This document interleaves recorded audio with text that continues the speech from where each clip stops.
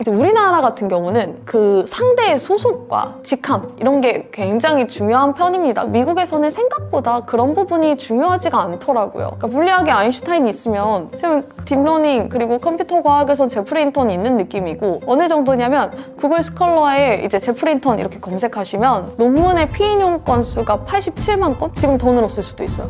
나 그날 며칠 날 대면 인터뷰가 된다 하면서 주소를 하나 딱 찍어주시더라고요. 근데 그게 자택 주소였어요. 자기가 4월에도 뉴욕타임즈에서 요청이 왔었는데 받아들이진 않았었다. 그런데 너무 궁금해서 하게 됐다.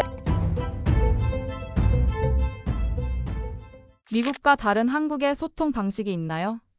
제가 실리콘밸리에 가고 나서 가장 느꼈던 게, 그러니까 기존에는 한국 방식에 대해서 생각을 해본 적 자체가 없는 것 같아요. 그냥 우리는 사실 공기 마시듯이 자연스럽게 그 사람들과 만나는 법을 익히는 거잖아요. 근데 제가 한국에서 거의 10년 가까이 기자 생활을 하면서 사람들을 만났을 때를 생각을 해보면, 일단은 이제 콜드메일이나 콜드콜로 일단 밥을 먹자고 연락이 와요. 그런 경우 되게 많잖아요. 그러니까 친하지 않아도 먼저 밥을 먹으면서 친분을 형성하고, 이제 그리고 거기 밥자리에서도 용건을 바로 꺼내는 걸 굉장히 이제 좀 간혹 누군가는 예의 없다고 생각할까봐 그런지 굉장히 그냥 계속해서 서로 이렇게 좀 친분을 형성하는 대화들만 하다가 이제 카페로 자리를 옮기거나 2차로 자리를 옮겨서야 이제 좀 용건을 본격적으로 꺼내는 느낌? 그리고 이게 법카의 나라라서 그런 특성도 있다고 하더라고요. 그러니까 어디를 가든, 그러니까 친구 사이가 아닌 이상 서로 항상 밥을 살 사람과 밥을 얻어먹을 사람의 명분이 정해져 있는 것 같아요. 그리고 누구나 자연스럽게 그 역할을 분담하면서 이제 꼭 정보의 방향과는 그게 또 달라요. 이 사람이 정보가 더 줄 게 있음에도 밥을 사는 경우가 있고, 그러다 보니까 자연스럽게 항상 밥을 사고 밥을 이제 대접받고 이런 부분들이 되게 자연스럽게 형성이 돼서 밥을 먹고, 누군가는 또 이제 2차에 가서 호영호재하면서 더 친분을 형성하고 뭐 사우나까지 가야만 친해진다고 하시는 분들도 있고, 그렇게 좀 술이 들어가야 이제 그 사람의 진면목을 안다 하면서 우리가 조금 경계를 허물어뜨렸다 그래서 서로 친하지 않으면은 한번 술 먹자고 제안을 한다거나 뭐 이런 게 굉장히 많았잖아요. 근데 실리콘밸리에 갔는데 일단은 제가 먼저 밥을 사겠다고 해도 밥을 같이 먹을 수 있는 게 없는 상황인 거예요. 일단은 서로 간의 점심시간은 굉장히 지켜주는 분위기입니다. 굉장히 컴팩트하게 일을 하기도 하고요. 점심을 대충 샌드위치로 먹는 경우가 많아요. 그렇다 보니까 나는 사실 오늘 샌드위치를 먹고 싶은데 이 사람과 만나기 위해서 헤비한 밥을 먹는 것도 서로에게 부담이잖아요. 그 밥값도 비싸다 보니까 벌어진 현상일 수도 있는데, 일단 밥을 사야 할 사람이 명확치 않아요. 그렇기 때문에 커피챗 문화가 굉장히 발달했어요. 그래서 일단은 이 사람을 만나보기 전에 줌으로 판단을 먼저 하더라고요. 그러니까 줌으로 이 사람 한번 만나볼 만할까? 나랑 핏이 맞을까? 그렇게 해서 줌으로 한 15분에서 30분 정도 미팅을 했을 때 우리 좀 핏이 맞겠다 하면은 커피챗을 제안해요. 그래서 어디에서 만나서 커피를 마시자. 그렇게 했을 때도 굉장히 컴팩트하게 진행되기 때문에 우리처럼 1시간가량 밥을 먹고 또 1시간가량 커피를 마시면서 대화를 하는 게 아니라 뭐 15분, 30분 안에도 이제 좀, 물론 스몰톡은 굉장히 많이 하지만 거기에서 용건을 반드시 넣어서 좀 알맹이 있게 돌아가야 한다는 그런 좀 분위기가 굉장히 다른 것 같아요. 그리고 좀 흥미로운 점은 이제 우리나라 같은 경우는 그 상대의 소속과 직함 이런 게 굉장히 중요한 편입니다. 그렇기 때문에 이제 누구를 만나야 할까를 따질 때에도 이 사람이 어디 대기업에 무슨 역할을 맡고 있기 때문에 뭐 이렇게 한번 잠재적으로 알아둬야 되고 뭐 이런 식으로 판단을 해야 하는 경우가 많은데, 일단은 그 미국에서는 생각보다 그런 부분이 중요하지가 않더라고요. 그래서 내가 어디 소속에 어떤 사람이고 라기보다는 이 사람이 어떤 생각과 어떤 문제의식 가지고 있고 무슨 일을 해보려고 하는데 그게 나와 잘 맞을까? 이런 것들을 사실 그 상대의 소속이나 뭐 출신 학교 이런 것보다 훨씬 중요시하는 것 같아요. 물론 공통점을 형성할 수 있죠. 나 이 도시에서 자랐어. 그럼 그 도시 뭐 특유의 마스코트라든지 뭐 이런 것들로 얘기를 한다거나, 아니면은 뭐 스포츠 팀을 누군가를 같이 응원한다거나 이런 부분, 뭐 그리고 나는 이런 스포츠 좋아하는데 이런 것까지는 되지만 그 이상으로 뭐 소속 뭐 이렇게 학교 이런 것에 따라서 이렇게 물론 많이 하진 않는 것 같아요. 물론 좀 더 높은 레벨로 올라가면 또 다른 이야기라고 하긴 하지만 일단 네트워크에서는 그렇게 중요하지 않다는 거를 느꼈어요. 한국인이 미국에 가면 다른 소통 방식으로 인해 대화하는데 어려움을 많이 느끼게 될까요? 제가 당시에 이제 회사의 첫 번째 실리콘밸리 특파원이었어요. 그러다 보니까 이제 처음에 특파원들이 해야 될 일은 이제 거기에서 이제 어떤 베이스 캠프를 만들고 인프라라는, 그러니까 네트워크라는 인프라를 까는 작업을 해야 되는 거예요. 그러니까 사실 회사의 지원 없이 나는 누군데 이게 나를 잠재적으로 알아두는 게 당신에게 굉장히 필요할 것이고 우리가 인연을 이어갔으면 좋겠다 이런 메시지를 계속해서 전달하는 일이기도 했어요. 그러니까 그냥 다수를 상대로 내 레퍼런스를 계속해서 쌓아가는 작업이에요. 그런데 이게 굉장히 어렵더라고요. 그래서 처음에 뭐 했던 방식은 이제 뭐 유튜브에서 실리콘밸리 네트워크 방식 뭐 이런 걸 찾아봐요. 그러면은 일단 링크드인을 깔래요. 그러면 링크드인을 깔고 거기에 제 프로필 같은 거를 등록하고 그러면 이제 상대가 공감대를 형성을 하라는데 저는 한국 출신의 그리고 문과인데다가 기자고 근데 여기는 실리콘밸리는 뭐 투자자, 창업자 아니면은 곧 창업할 사람들 이렇게 분류가 다 하면서 엔지니어링을 전공했거나 아니면 MBA를 하신 그런 분들 사이에서 제가 너무 좀 그 공감대를 형성할 것 자체가 없는 거예요. 이렇게 공감대를 형성할 수 있는 게 없을까? 이럴 정도였어요. 그래서 어느 날 이제 그래도 최대한 많이 미덥 같은 데를 다녔어요. 그래서 어느 날은 이제 허슬 캠프라는 곳에서 하는 그 이렇게 약간 산 같은 데서 하는 캠핑 형태의 그런 투자자 데모데이 같은 거였어요. 근데 제가 갔어요. 근데 이제 일단 서로 대화를 하는데 너의 AUM이 뭐야? 뭐 이렇게 처음에 질문을 해요. 총 운용 금액이라는 거거든요. 투자자들의 경우에. 그러면은 그거에 따라서 핏이 자기랑 맞거나 그 투자하는 분야가 자기랑 맞으면 그럼 우리 좀 더 대화를 진행해 볼까 하고 이런 분위기예요. 근데 저는 문과생인데다가 엔지니어링 백그라운드도 없고 기자인데다가 투자랑은 또 거리가 멀잖아요. 그러니까 뭐 저한테 간혹 질문 던져주긴 해요. 뭐 실리콘밸리 와보니 어때? 뭐 그러면은 뭐 그런 대로 좋아 이렇게 하면 변죽 울리는 말만 하다가 저는 이제 소외되는 거죠. 그러면서 거기서 또 밥도 먹어야 됐어요. 그래서 막 맨밥을 먹다가 결국에 막 체하고 이렇게 좀 유령처럼 있다가 온 기억이 있는데요. 그때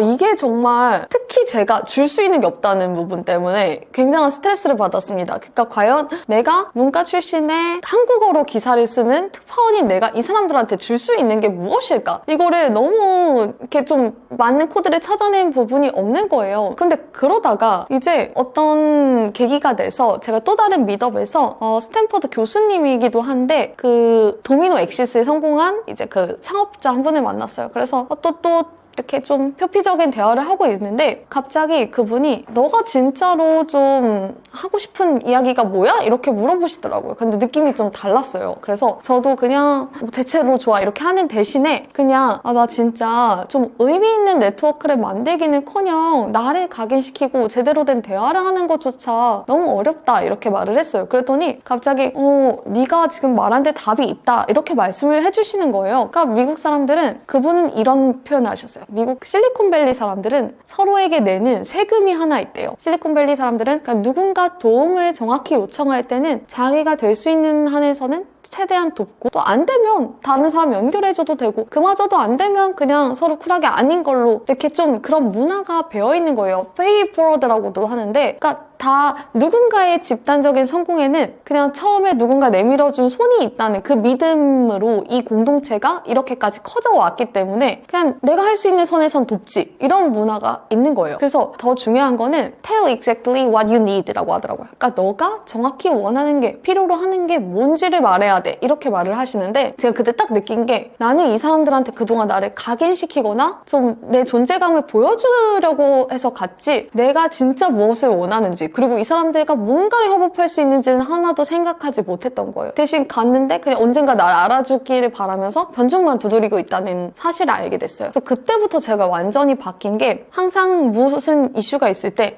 내가 원하는 것이 무엇인지 파악을 하고 이걸 가지고 이걸 가장 근접해서 해결해 줄 수 있는 사람이 누구인가를 찾아내는 쪽으로 갔어요. 그러다 보니까 저도 이제 상대를 대할 때 아예 바뀐 거예요. 그래서 내가 한국인이고 한국어로 기사를 써야 된다는 한계점은 있지만 내가 이 사람한테 해줄 수 있는 것이 분명히 있을 것이다. 이 사람이 정말 뭘 필요로 할까? 그리고 내가 할 수 있는 선에서는 어떤 걸로 도울 수 있을까? 하다 보니까 제 마음가짐 자체가 달라지니까 태도가 바뀌잖아요. 그러니까 점점 실리콘밸리 생태계에 제가 들어가는 게 점점 용인되더라고요. 그래서 새로운 다른 분이 새로운 분을 연결해주기도 하고 이 기자 뭐가 다른 것 같아 이렇게 좀 더 진지하게 우리에 대해서 관심이 있어 라든가 이런 식으로 한 분 한 분이 이렇게 레퍼럴을 해주시는 거예요. 일종의 추천? 그러면서 더 많이 연결이 되게 됐습니다. 네, 그러니까 이게 사실 그 성공적인 소통에 있어서도 그냥 그 지역마다의 문화적인 문법의 차이를 이렇게 알게 되는 게 굉장히 중요한 것 같아요. 그러니까 사실 많은 사람들이 그 문법의 차이가 있을 거라는 생각을 못하고 그냥 내가 경험하는 것을 나의 개인적인 일로 치부하거든요.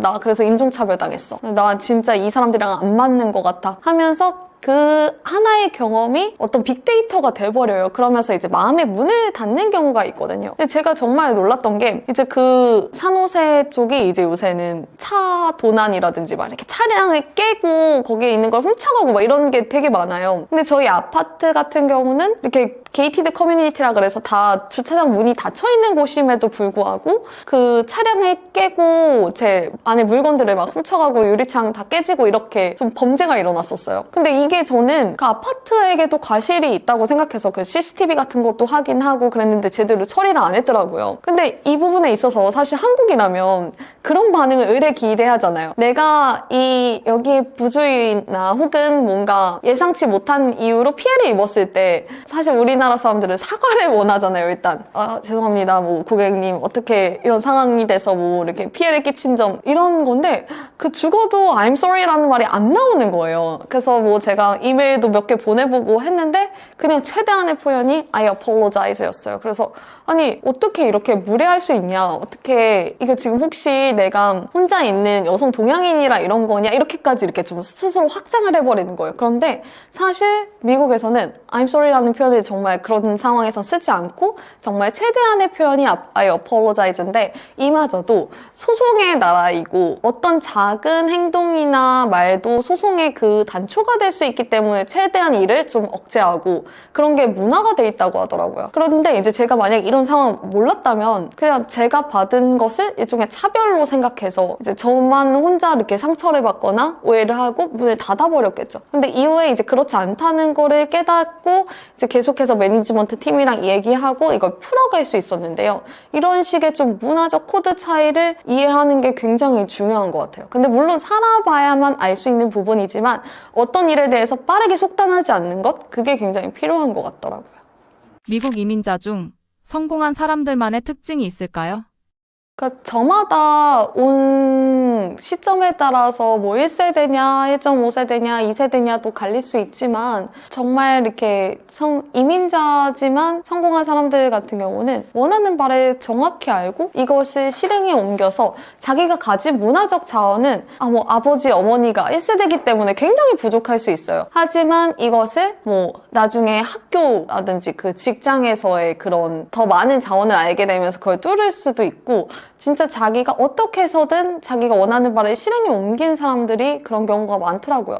그러니까 예를 들면 일론 머스크조차도 지금 트럼프의 오른팔이 되었지만 일론 머스크도 남아공 출신의 캐나다를 거쳐온 이민자였어요. 근데 그 캐나다에 처음 갔을 때 일론 머스크가 했던 행동이 있어요. 동생인 킴벌 머스크와 같이 그 캐나다 지역 신문에 있는 자기들이 생각했을 때 가장 흥미로운 사람들한테 무작정 연락을 돌려요. 당시에는 다 유선 전화인데 그러면은 거기에 유선 전화로 저 지금 남아공에서 온 누군데 당신의 무슨 이론에 관심이 있습니다. 그러면 정말 그 사람들이 만나주기도 했대요. 그러면서 일론 머스크에게 영향을 끼치는 사람들이 실제로 있어요. 근데 이게 사실은 우리나라였으면 이런 게 가능했을까 하는 부분이 있거든요. 아무래도 그 미국 같은 경우는 지금 뭐 이민자에 대해서 굉장히 배타적인 정책을 펴고 있긴 하지만 처음에 시작이 이민자였고 계속해서 이민자들이 와서 만든 나라이기 때문에 누군가의 처음에 대해서 굉장히 모른 척하지 않고 손에 내밀어 주려는 약간 환대의 문화가 비교적 있는 것 같아요. 그렇기 때문에 똑같은 이민자라고 하더라도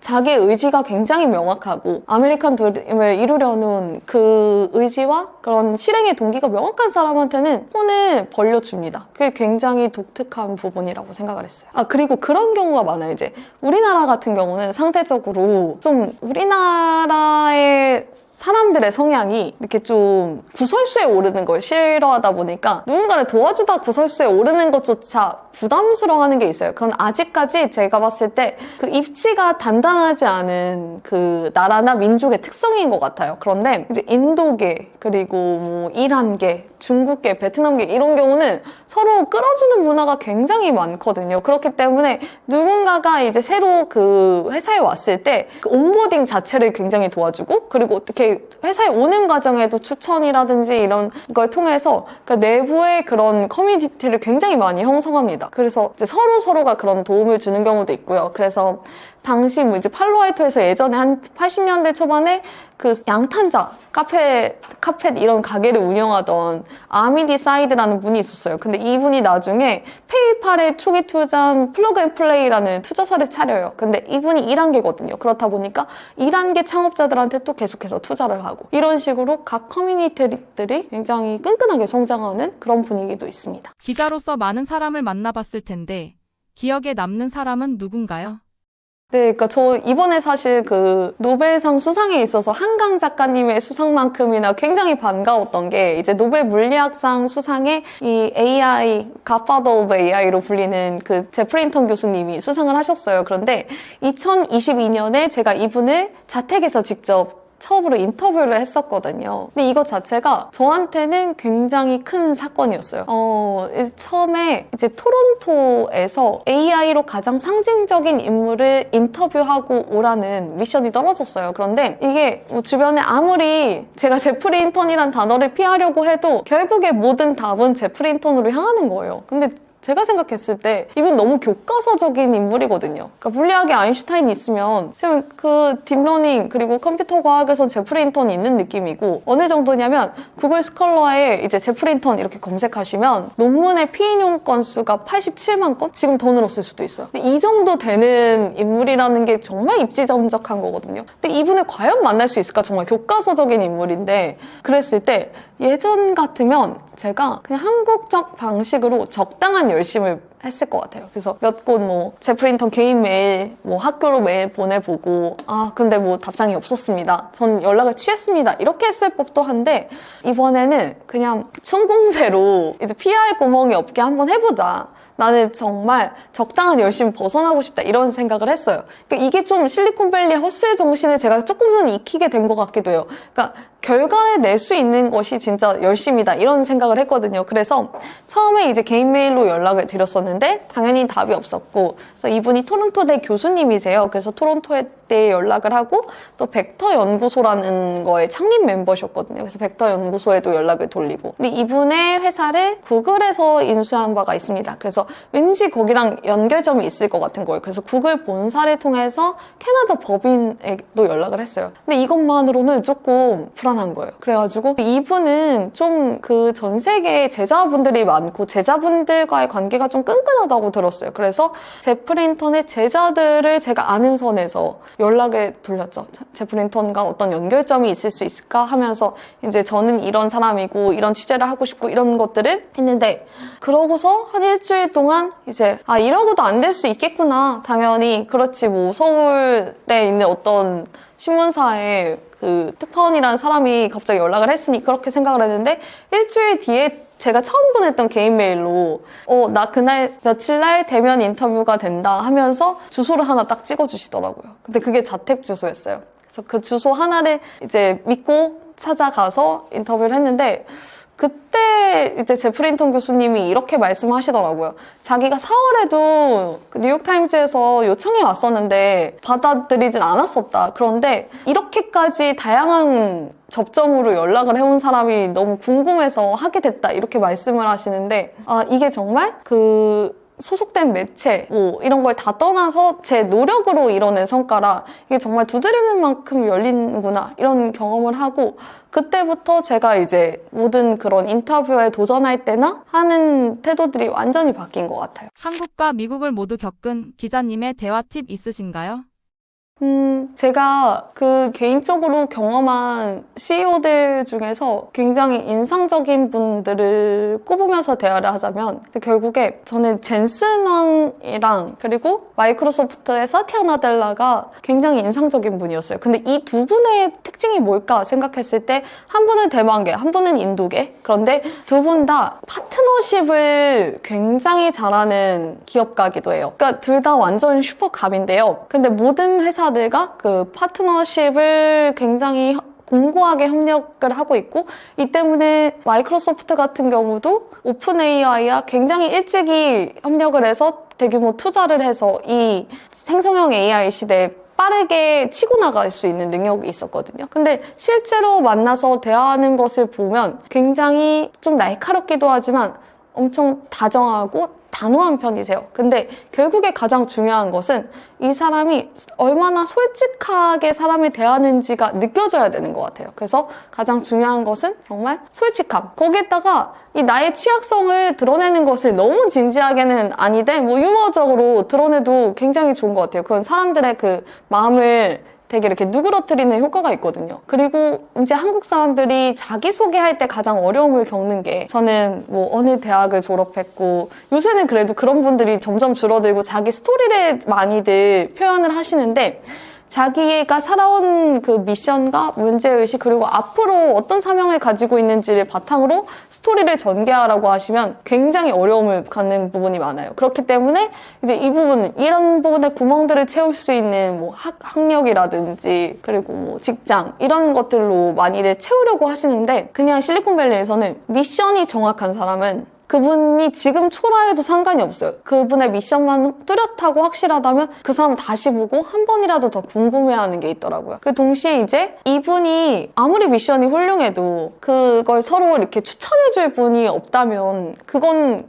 그냥 이 연결점이 사라지는 부분이거든요. 그렇기 때문에 첫 인연의 단추들을 계속해서 잘 이렇게 깨워나가셔가지고 레퍼럴을 적극적으로 이렇게 활용하는 게 좋은 것 같아요. 그러니까 왜냐면 내가 믿는 지인, 신용도를 가진 지인이 소개하면 한 번이라도 고려를 해보거든요. 물론 그때 그 사람이 기대에 부응하지 못해서 뭐 더 이상 안 만난다면 이제 그거는 뭐 다음에 기회는 주어지지 않겠지만 한 번은 만나준다는 게 있어요. 그래서 스탠퍼드 같은 경우도 MBA 학생들이 시작을 할 때 이런 말을 해요. 너희의 후배가 한 번이라도 연락이 온다면 단 한 번은 만나줘라. 이렇게 하는 그런 게 서로 돼 있거든요. 그렇기 때문에 대신 만났을 때도 모든 순간이 기회라고 생각을 하거든요. 그래서 저는 만나준 것에 대해서 땡큐 노트를 항상 쓰는 것과 그리고 그 대화 안에서 뭔가가 대화나 뭐 이런 용건들이 생겼을 거예요. 그럼 그 용건에 대해서 내가 이걸 해줄 수 있는 부분이 있는지 그리고 이걸 통해서 연결해줄 수 있는 사람들이 있는지 이 대화를 잊지 않고 내가 혹시 이 사람보다 그거에 급하지 않더라도 그거에 대한 피드백을 준다면 이 사람에 대한 인식이 굉장히 달라질 겁니다. 그리고 우리나라 분들이 이제 메시지는 굉장히 긴급하게 답장해야 되고 이메일은 상대적으로 이메일인데 뭐 좀 묵혔다가 답장해도 되지 하지만 정말 그 실리콘밸리에서 일 잘하시는 분들은 제가 이번에도 여기 앤드류 교수님이 여기 직접 인용을 해주셨어요. 이게 제가 예전에 만났을 때 직접 들은 부분을 이제 인용을 혹시 표지해도 될까요? 했을 때 그걸 허락해 주셨거든요. 근데 정말 놀란 게 제가 이메일을 보내고 바로 1분 만에 답장이 와요. 그러니까 이분들은 정말 이메일에 대한 답장 같은 경우를 굉장히 철칙으로 생각을 하거든요. 근데 우리나라 사람들 이메일 뭐 메시지보다는 묵혀도 되지 하면서 그렇게 느린 게 답장하는 것 자체가 이 사람의 좀 평판을 생각보다 좌우하더라고요. 그리고 항상 그 모든 감각을 동원해서 이 사람과 마음이 통할 수 있는 부분을 찾아내는 게 굉장히 중요한 것 같아요. 저 같은 경우는 일단 영어에도 어느 정도 한계가 있고 스몰톡도 자유롭지 않으니까 굉장히 어려웠는데 항상 이렇게 특정 사람과 인터뷰를 할 때 결국에 이 사람과 어떤 마음이 통하는 지점을 발견하기 전까지의 내용은 사실 기사로도 기가 애매해요. 왜냐면 그때까지는 상대가 나에 대해서 조금 방어적인 마음을 갖고 있을 수도 있고 답변을 해도 절반짜리 답변일 수도 있는데 어떤 부분에서 나와 마음이 딱 클릭됐다면 그때부터는 답변도 훨씬 이제 좀 솔직해지고 그 알맹이가 되는 부분들이 나오거든요. 근데 인간관계도 결국에 다 비슷하다고 생각해요. 그래서 상대에 대한 관심과 단서들을 가지고 정말 작은 부분이라도 파악해서 얘기를 한다면 그 부분에 대해서 이렇게 마음이 열렸을 때 굉장히 큰 같은 15분이라도 다른 결과가 수 있는 것 같아요. 그래서 굉장히 간단했던 거는 제가 그 NEA라고 굉장히 그 세일즈포스에 초기 투자한 큰 투자사가 있었어요. 거기 CEO분이랑 인터뷰를 할 때였는데 초록색 안경을 쓰신 거예요. 잉크도 초록색으로 쓰시고 이렇게 뭐 답변을 받아 적을 때. 그러면서 이제 그래서 굉장히 신기해가지고 저도 근데 마침 초록색을 굉장히 좋아하는 편이어서 제 초록 아이템을 보여드리면서 이거 하나 이제 선물로 드리겠다고 하니까 굉장히 좋아하시는 거예요. 근데 그분이 난독증이 있는 분이셨는데 알고 보니까 뭐 초록색을 굉장히 편하게 느끼시는 분이었어요. 근데 그거와 좀 상관이 없는 부분이기도 했는데 이제 그런 거 하나 하니까 그 세세한 관심에 대해서 되게 즐거워하시면서 그래서 결국에 인터뷰 끝나고도 그 로비에 걸린 그림이 있었는데 이 그림의 의미를 알지 못하면 안 내보내주겠다면서 계속해서 저한테 말을 거시고 좀 그렇게 아예 좀 다르게 진행됐던?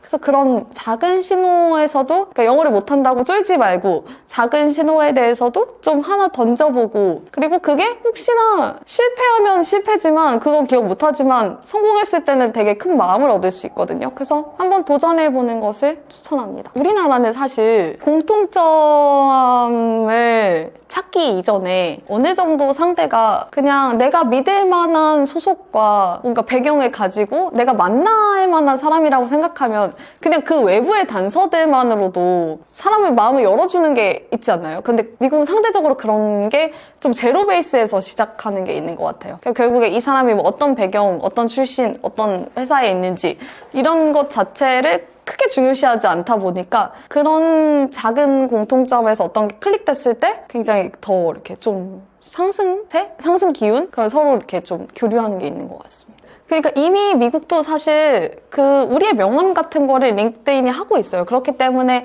뭐 이 사람이 어떤 공부를 했고 어떤 경험을 가졌으며 이런 것들을 알지만 이걸 굉장히 좀 표피적인 것으로 취급하는 것 같아요. 상대적으로. 아니 기본 조건? 그러니까 우리는 이것 때문에 이 사람이 이상해도 한번 보려는 게 있다면 그게 긍정적 해석의 단서로 별로 여기지 않는 거죠. 그렇기 때문에 어떤 인간적인 교류가 있는 지점이라든지 아니면 이 사람이 남다르다는 점을 찾아내려고 하는 것 같아요. 그래서 그 단서가 있을 때 관계를 한 발짝 더 진전시키는 그 부분이 솔직히 좀 다른 것 같습니다. 근데 결국에 이 사람이 어떤 선한 의지와 미션을 갖고 있느냐 이 부분들을 좀 찾으려는 것도 있는 것 같아요. 미국 취업에 성공한 한국인들의 특징은 뭐가 있을까요?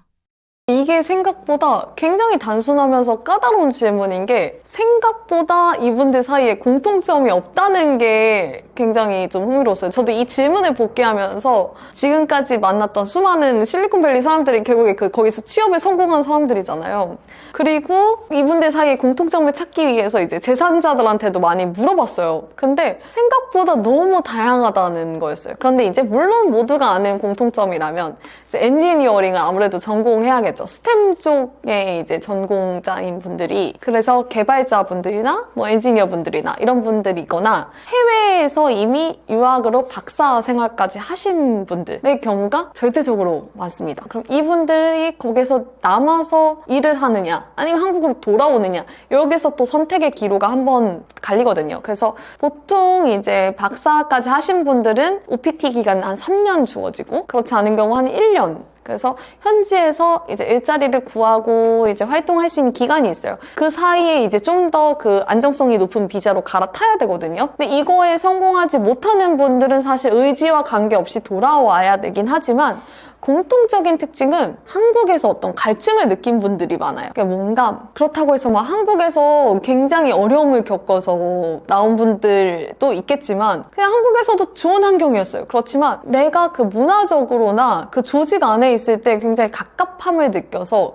이미 나와버렸고 다시는 돌아가실 수 없는 분들이 굉장히 많습니다. 그리고 또 동시에 그런 경우도 많은 것 같아요. 한국에서는 상대적으로 중위권 대학이라든지 그러면은 어느 순간 내가 갈 수 있는 그 한국에서의 진로가 어느 정도 이렇게 한계? 천장이 주어진다고 생각했을 때 나 과감히 이거에 만족할 수 없다 하고 나오신 분들도 상대적으로 많더라고요. 그러니까 한국에서는 좀 쉽사리 포기할 수 있는 대학의 학위나 이런 부분보다는 오히려 내가 가서 여기서 역량을 발휘했을 때 더 위로 올라갈 수 있는 그런 부분들을 보고 오시는 분들이 굉장히 좀 상대적으로 많았던 것 같아요. 그리고 요새 이거는 회사에서 이제 많이 보는 부분인데요. 그러니까 우리나라에서 이제 구직을 한다고 하면은 선택받기를 기다리는 작업이 되긴 굉장히 쉬워요. 뭐 헤드헌팅으로 채용이 되는 경우나 아니면 우리가 공채 지원을 한다고 해도 결국에 그 수많은 지원서 중에 내가 어떻게 튀는 부분이 잘 선택될지, 그리고 면접에서도 무난무난한 답변을 해서 최대한 이 심사위원에게 걸리지 않는 답변을 해서 내가 이렇게 소거되지 않은 상태로 끝까지 올라가느냐, 이게 중요하기 때문에 항상 선택을 받는 역할인데, 미국 구직 시장에서 굉장히 다른 점을 느꼈던 거는 미국 구직 시장에서는 본인이 문을 두드리는 문화가 굉장히 많아요. 그리고 내가 문을 두드리기 위해서 주변 분들한테 레퍼럴을 받아가지고 그렇게 가는 경우도 있는데, 이때 굉장히 중요한 게 내가 이 회사의 제품에 대해서 어떤 이해도를 가지고 있고 내가 해줄 수 있는 역할이 이거고, 이걸 생각보다 명확히 알고 있는 분들이 많다는 거예요. 그래서 특히 그런 걸 많이 물어봐요. 조직이 당신이 들어왔을 때 당신이 조직의 다이나믹스에 어떤 변화를 줄 거냐, 이런 부분도 사실 한국에서는 조직 문화에 일단 맞춰야죠 이런 건데, 그냥 미국 같은 경우에는 내가 이런 역할을 해줄 수 있을 것 같다, 이런 식으로 서로가 좀 이렇게 핏을 보는 그런 쪽이 훨씬 많기 때문에 뭐 채용 시장이 어렵던 어렵지 않든 간에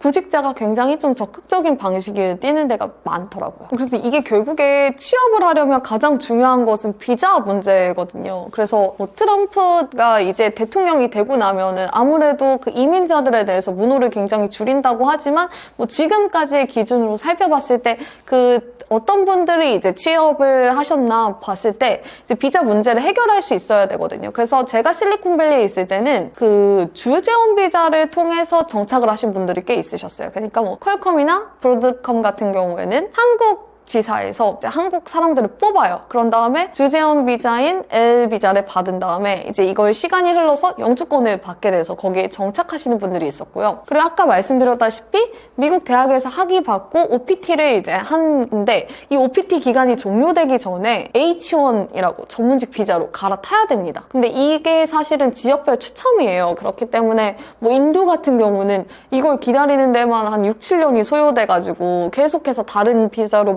가야 되고 이런 어려움이 굉장히 많다고 해요. 그렇지만 상대적으로 한국은 그 지원자 수가 그렇게 많지는 않기 때문에 확률이 높지만 여기도 떨어지는 사람들이 많다고 합니다. 그래도 영 희망이 없는 건 아닌 게, H1 비자가 그 기간 안에 떨어졌다고 해도 그 회사에서 만약에 타 지역으로 주재원 비자를 다시 해주고 다시 돌아와서 이제 기간을 다시 맞추고 이런 경우도 있긴 해요. 근데 이렇게 하는 게 너무 좀 시간과 추첨의 운에 기대야 된다, 이런 게 두려운 분들이라면 또 이런 경우도 있습니다. 그 별도로 대학원을 졸업한 경우, 그리고 대학원 이상, 뭐 석사, 박사를 했을 때 미국의 국익에 도움이 되는 인재다, 이렇게 하는 게 있어요. National Interest Waiver라고 하는데, NIW라고 하는데, 이거 같은 경우는 본인이 회사에 도움 없이도 신청을 직접 해서 영주권을 받을 수 있거든요. 그래서 통상적으로 뭐 1년 가까운 기간 동안 이렇게 지원 프로세스를 거쳐서 하시는 경우도 있고요. 또 뭐 예술가나 과학, 그리고 사업 이런 데서 두각을 드러내가지고, 저희가 봤던 어떤 스타트업 대표님과 그 C레벨 분들도 그 특기자 비자라고 해서 O1, Extraordinary의 그 O거든요. 그래서 그 O1 비자를 받아서 오시는 경우도 있고요. 그래서 결국에 방법은 있다고 생각해요. 꼭 스템 전공자가 아니더라도 하더라도. 그래서 뭐 유튜브도 보면은 무슨 건축공학과 출신이 뭐 NIW를 받게 된 사연 뭐 이런 식으로 굉장히 사례는 많아요. 그래서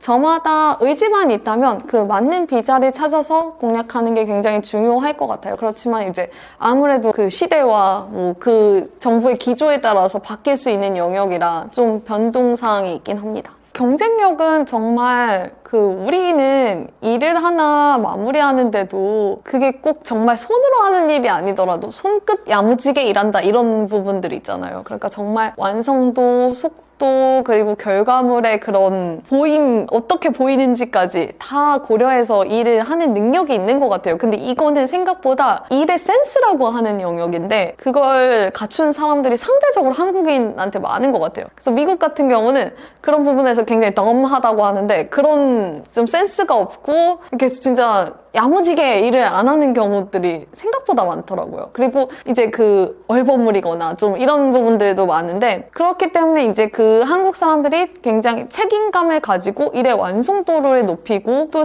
일을 끝까지 완수하고자 하는 의지, 왜냐면 한국인 게으르다 이런 식의 문장은 들어본 적이 없거든요. 그리고 최근 들어서 굉장히 스마트한 인식도 많은 것 같아요. 그래서 원래도 스마트한 분들이 많았고 하는데, 이제 좀 재밌는 게 한국이 주요 시장이 되고 있어요. 아직까지는 물론 인도나 중국에 비해서는 작은 시장이죠. 그런데 제가 큰 변화를 느낀 게 예전에 VM웨어에서 하는 그런 컨퍼런스에 갔을 때였는데 그때 생각보다 너무 놀란 게 인도 기자들은 인도 시장에 대해서 굉장히 국지적인 질문을 하는 거예요. 인도의 어느 회사랑 협업하는 거 어떻게 진행되고 있냐 이런 거 있잖아요. 전 세계 취재진들이 있는 가운데서 그러면은 우리나라에서 만약에 그런 질문을 했다면 그 아시아 태평양 총괄이라고 하는 그런 담당자들도 굉장히 얼버무려요. 그러니까 좀 한국은 역동적인 나라고 한국에선 삼성, LG 같은 대기업들과 협업하고 있습니다. 그럼 너무 얼버무린 답변이잖아요.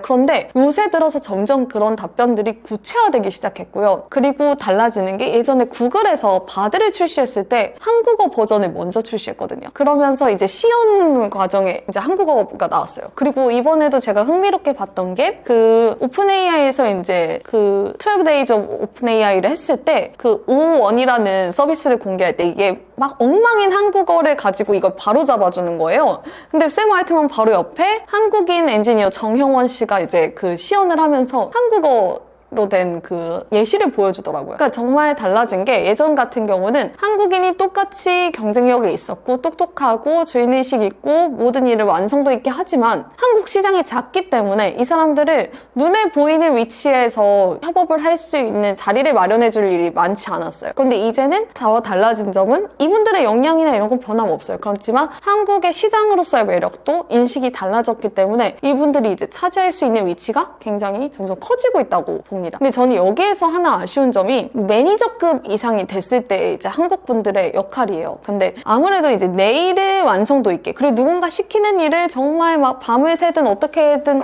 좀 이렇게 묵묵하게 하는 일에는 강한데 이 매니저 이상이 되고 나서는 서로 다른 팀의 작은 자원을 서로 이렇게 최대한 가져와야 하는 파워게임이거든요. 그러면은 그만큼 협상력 그리고 좀 지르는 능력도 필요하고 언변도 필요하고 뭔가 그 사람을 상대하는 스킬이 굉장히 필요한데 아무래도 한국 분들은 겸손하기도 하고 그리고 좀 떼쓰는 거 잘 못하잖아요. 근데 트럼프나 일론 머스크 보면은 일단은 좀 지르고 막 협상도 모든 걸 협상 가능하게 바라보는 상대와 그냥 그런 거를 많이 해보지 않은 사람이 수능적으로 나갈 때랑 그 결과물이 굉장히 달라지거든요. 근데 아직 한국 분들은 이렇게 C레벨이나 임원진까지 올라간 케이스가 아직은 많지 않아요. 그래서 옆에서 보고 배우는 사례들이 많지 않기도 하고 성향도 그렇다 보니까 이제 아직까지는 이제 매니저급에서 이렇게 높은 급으로 올라가지 못하거나 그리고 이제 인디비주얼 컨트리뷰터라고 해서 어느 정도 연차가 지나도 팀장으로 승진하거나 이런 코스 외에 그냥 내가 개별 조직원으로서 기여하는 게 있어요. 혼자 1인 팀 같은 게 되는 거거든요. 그래서 그런 코스를 많이 타시는데 최근 들어서 좀 느껴진 변화는 엔비디아 같은 경우에서도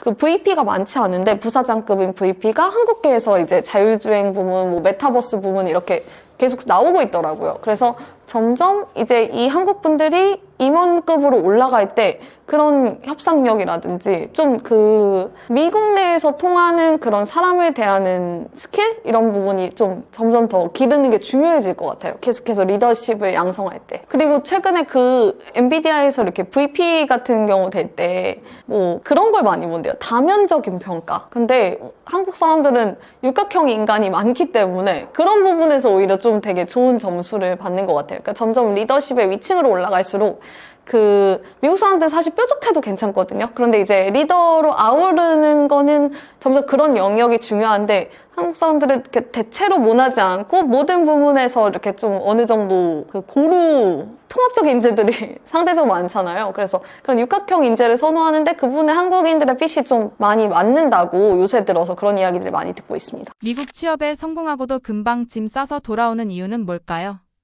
이게 결국에 개인의 목표치에 따라서 달라지는 것 같아요. 그러니까 초반의 어려움을 어느 정도 이렇게 버티기를 할 수 있느냐 아니냐인데 사실 지금 미국에서 인도가 거의 CEO 수출국이 됐잖아요. 그래서 구글, VM웨어, MS 그리고 어도비 등 정말 주요 기업의 모두가 인도계 CEO로 포진이 돼 있고요. 그렇다 보니까 당연히 그 밑에 뭐 CEO랑 협업하는 사장급, VP급 그냥 키노트 같은 데 가보면 다 인도계인 경우가 진짜 많아요. 근데 이게 언제부터 저는 이렇게 촉발됐다고 생각하냐면요. 한 2006년에서 10년 사이에 중국에서 인재들을 본국으로 귀환하는 프로젝트를 했었어요. 그래서 정말 우리 우수한 분을 뺏기지 말자 해서 인재들을 다 미국 유학 간 인재들 어떻게든 해서 데려왔거든요. 근데 사실 그때 중국인 인재분들이 거의 중간 관리자급으로 올라가는 경우가 많았대요. 근데 그 사람들이 다 돌아오니까 그 자리에 인도 분들이 이걸 대체를 하면서 그로부터 한 10년에서 20년 가까이 지나가니까 이분들이 다 CEO급이 되고 C레벨이 돼서 정말 인도계가 강력한 영향력을 펼칠 수 있는 거거든요. 그런데 실리콘밸리에 있을 때 그런 이야기를 되게 많이 들었어요. 한국 사람들은 너무 빨리 떠난다. 그래서 이게 너무 아쉽다. 이런 얘기를 많이 들었는데 주로 주니어 연차에서 그러니까 그 맛 좀 더 올라가 보지 않고 그냥 한국에서 어느 정도 러브콜이 왔을 때 이렇게 다시 짐을 싸서 떠나는 경우가 많은 거예요. 근데 그 짐을 싸서 떠난다는 거는 이제 물론 뭐 실리콘밸리 물가가 너무 높고 살기 힘들어서 이런 경우도 있겠지만 이제 내가 여기에서 올라갈 수 있는 상한선이 어느 정도 정해져 있다고 보는 거예요. 그렇다 보니까 여기선 계속 이방인일 테고 그럼 다시 한국으로 돌아가서 조금 더 높은 자리에 있는 게 좋겠다 해서 뭐 이제 어느 정도 업력을 가진 분들이 삼성의 이제 상무나 뭐 이런 임원급들로 러브콜을 받는다든가 그리고 2021년 즈음에 굉장히 스타트업들이 투자를 많이 받다 보니까 빅테크에서 한 3년에서 5년 뭐 7년 일하신 그런 엔지니어 분들을 다 뭐 CPO, CTO 뭐 이렇게 다 C레벨급으로 모셔오는 거예요. 그때쯤에 이제 돈이 많다 보니까 그러면서 그때 또 짐 싸서 돌아오신 분들이 많습니다. 그런데 사실 뭐 실리콘밸리 살기 어렵긴 해요. 왜냐하면 물가가 너무 높고요. 그래서 처음에 뭐 엔지니어로 시작하면은 잘하면 뭐 한 17만 불에서 19만 불 받고 그렇지 않은 경우 한 12만 불에서 13만 불 이렇게 처음 연봉을 받고 시작한다고 할 때 이게 우리 돈으로는 2억에 가까운 금액이지만 사실 그 1인, 그러니까 하나의 침실이 있는 집을 구하려고 할 때, 아파트를 구하려고 할 때 그냥 월 3,000불 넘는 게 허다하고요. 그리고 각종 보험료, 세금 떼고 나면은 저축할 수 있는 돈이 많이 없다 보니까 뭐 이렇게 정말 대단한 회사에 취업했다. 그래도 처음에는 다 하우스메이트 구해서 대학생처럼 사는 게 비슷합니다. 그렇다고 뭐 사실 물가 때문에 돌아오느냐. 사실 그거는 굉장히 소수의 사례라고 생각하거든요. 왜냐하면 결국 연봉은 점점 오르기 마련이고 미국 사회에서 신용도가 굉장히 중요해요. 이 크레딧이 쌓이면 내가 쓸 수 있는 카드의 한도가 달라지고 대출을 받을 수 있는 여지가 달라지고 근데 점점 그 일을 오래 할수록 크레딧이 또 쌓이기 마련이고 미국은 사실 빚으로 굴러가는 나라라고도 할 수 있는데 그런 대출을 받아서 또 뭐 집도 사고 하면서 점점 이렇게 정착의 라이프를 가는 거거든요. 그래서 과연 사람들이 돌아올 때 물가 때문에 버티지 못하느냐? 그거는 오히려 아닌 것 같고요. 내가 생각했을 때 내가 갈 수 있는 한계치가 여기까지다라는 거를 정해놓기 때문에 그냥 중간에 어느 정도 이제 이 포지션이 됐을 때 흐름을 봐서 좀 타협을 하시는 경우가 많은 것 같아요. 한국에서 이만한 조건이 왔는데 과연 내가 여기 남아서 계속 이걸 할 정도의 메리트가 있을까? 그걸 두고 결정하시는 것 같아요. 그리고 생각보다 인종차별은 거의 실리콘밸리에서는 경험하기가 어려운 것 같아요. 물론 정말 부촌에 들어갔을 때 인도계, 중국계, 뭐 한국계, 일본계 이런 사람들만 보다가 진짜 부촌에 들어갔을 때 백인들만으로 이뤄진 동네를 보면 정말 좀 충격을 받긴 했거든요. 마치 우리가 산업화 시대에 그 노동자들은 이제 다 여기에 모여 살고 있는데 정말 그 공장 주인들은 실제로 다른 곳에 있고 막 그런 느낌처럼 좀 분리돼 있고 그렇긴 한데 그냥 일단 이게 중요한 것 같아요. 내가 거리를 다녔을 때 나의 존재로 인해서 돌아보는 사람이 있다 없다. 근데 그런 분들이 진짜 없고요. 오히려 아시아계가 멕시코계보다도 많다고 느껴질 때도 있어요. 그렇기 때문에 아시아계라는 이유로 뭐 차별을 느낀다거나 그런 부분들은 정말 없는 것 같아요. 근데 이거는 정말 실리콘밸리를 포함한 캘리포니아주의 굉장히 예외적인 상황인 것 같아요. 그래서 일단은 실리콘밸리나 캘리포니아나 다양성 굉장히 중시하고 정치적으로도 진보적이고 하다 보니까 그 혹시라도 차별적인 감정을 갖고 있더라도 그걸 내색하는 것 자체가 굉장히 이제 좀 교양 없는 일이거든요. 그렇기 때문에 이런 인식이 있기 때문에 인종차별을 그렇게 눈에 띄게 느낄 일은 적다. 물론 그럼에도 일부 소수 굉장히 부유한 이들은 따로 이렇게 그들만의 세계가 있다. 이런 정도로 가름하면 될 것 같습니다. 미국에 적응한 사람들은 어떻게 적응했을까요? 많은 분들이 얘기하시기를 우리나라 퇴사의 고비가 3년, 6년, 9년마다 있는 것처럼 미국 생활도 좀 그런 점점 좋아지는 시기가 3년, 6년, 9년마다 있다고 해요. 그러니까 처음에는 모든 게 정착의 단계에서 힘이 듭니다. 왜냐하면 크레딧이 일단 없고요. 그러다 보니까 뭔가 좋은 카드를 만들려고 해도 대출을 받으려고 해도 계속해서 좀 불리한 처지에 있고요. 그리고 관공서 같은 데서도 비자 문제가 자유롭지 않으니까 항상 좀 후순위에 밀리거나 좀 불합리한 대우를 받을 때도 많고 또 신분이 자유롭지 못하니까 한국을 자주 왔다 갔다 하기도 어려우세요. 그러다 보니 3년 정도에 이거 진짜 이걸 계속하는 게 맞느냐? 이런 고민들을 굉장히 많이 하신대요. 그리고 그때까지는 이제 영어도 능숙하시지 않다 보니까 이제 계속해서 소외되는 것 같고 자기가 이렇게 메이크업 해야 되는 영역이 정말 많죠. 근데 오히려 그게 3년, 6년, 9년 지나갈수록 수월해짐과 동시에 이 몸담은 회사의 성장의 속도나 그리고 몸담은 회사의 시장 사이즈가 다르잖아요. 그렇기 때문에 같은 그 분야나 전공을 가지신 분들이 한국에서 일하는 내 동기,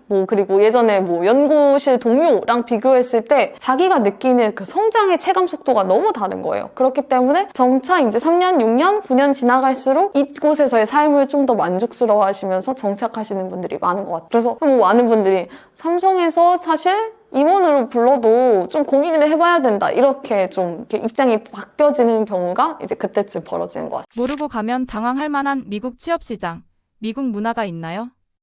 아무래도 이제 본인이 스스로 문을 정말 내가 마치 나라는 연예인의 매니저가 된 것처럼 정말 그 목마른 자가 우물을 파는데 특히 이렇게 정말 우리는 그렇게 오는 아이 떡 하나 더 준다고 하잖아요. 근데 그냥 가만히 있는 아이한테 아무것도 안 주는 게 미국 문화예요. 그래서 그냥 가만히 있는 사람한테는 아예 그런 니즈나 선호도가 없구나 이렇게 판단을 하기 때문에 정말 내가 어떤 이 회사를 정말 가고 싶다. 그러면 본인이 먼저 마치 나라는 연예인의 매니저가 된 것처럼 수시로 연락을 하고 이게 다음 팔로우업이 어떻게 진행되는지 그리고 이것에 대해서 만약에 작은 만남의 기회라도 주어졌다면 아까 말해줬던 것처럼 땡큐 노트부터 스스로 계속 피드백을 전하면서 이 사람한테 리마인드를 시키는 게 굉장히 중요해요. 근데 이거 자체가 사실 한국에서는 이런 어필의 문화가 별로 없기 때문에 이거 자체가 굉장히 당황스러울 수 있어요. 그리고 사실 미국 같은 경우에는 우리나라도 1차 지원 서류, 2차 실무진 면접, 3차 최종 면접,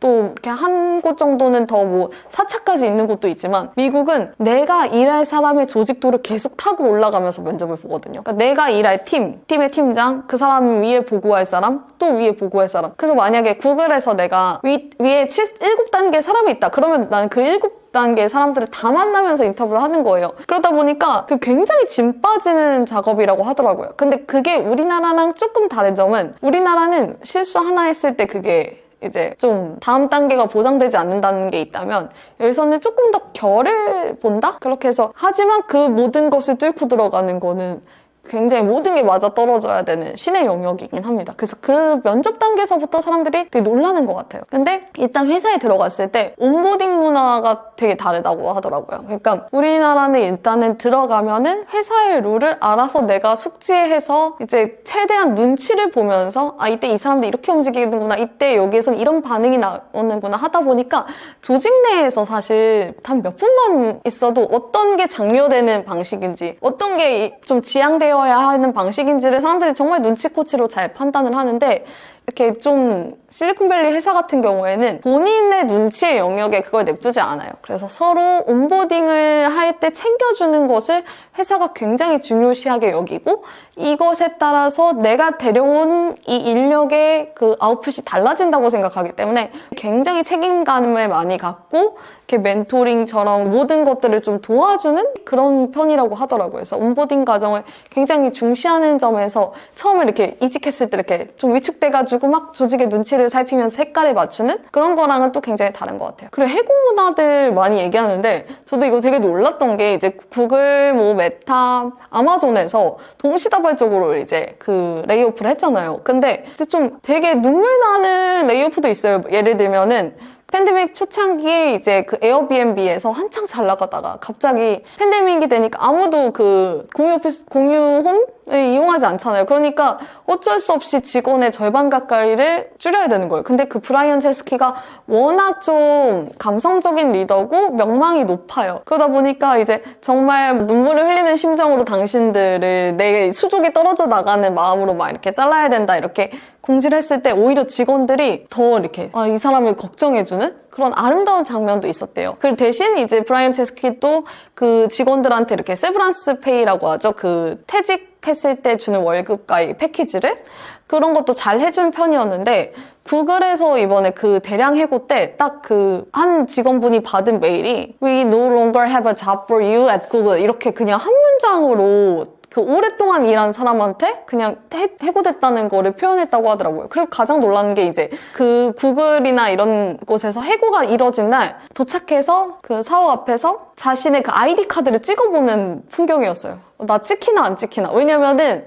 바로 그냥 그 해고와 동시에 모든 시스템에서 차단이 되고 노트북 반납이고 이러거든요. 그러니까 노트북으로 이미 이제 내부 시스템에 접속이 안 되니까 이건 되나 이렇게 찍어보는 거예요. 그래서 정말 하루아침에 좀 이렇게 자칫 비정하게 보일 수 있는 그런 해고 문화는 굉장히 좀 충격적으로 다가오더라고요. 그래서 이게 자기를 계속해서 증명해야 된다는 그런 좀 압박감, 강박을 가지고 있는 한국인들한테는 굉장히 불안할 수 있는 문화 같아요. 특히 이제 조금 외부의 인정, 너 이거 참 잘하는 것 같아 라는 걸로 이제 동기부여를 찾는 분들이 있다면 굉장히 스스로 계속해서 내가 동기부여를 찾아서 내 할 일을 찾고 그걸 성과를 보여주고 이렇게 하는 단계를 거쳐야 되니까 한국에서 일하던 분들은 좀 새로운 문법에 적응을 해야 되는 부분이 있어요. 미국의 워라벨이 한국과 다른 점은 어떤 게 있나요?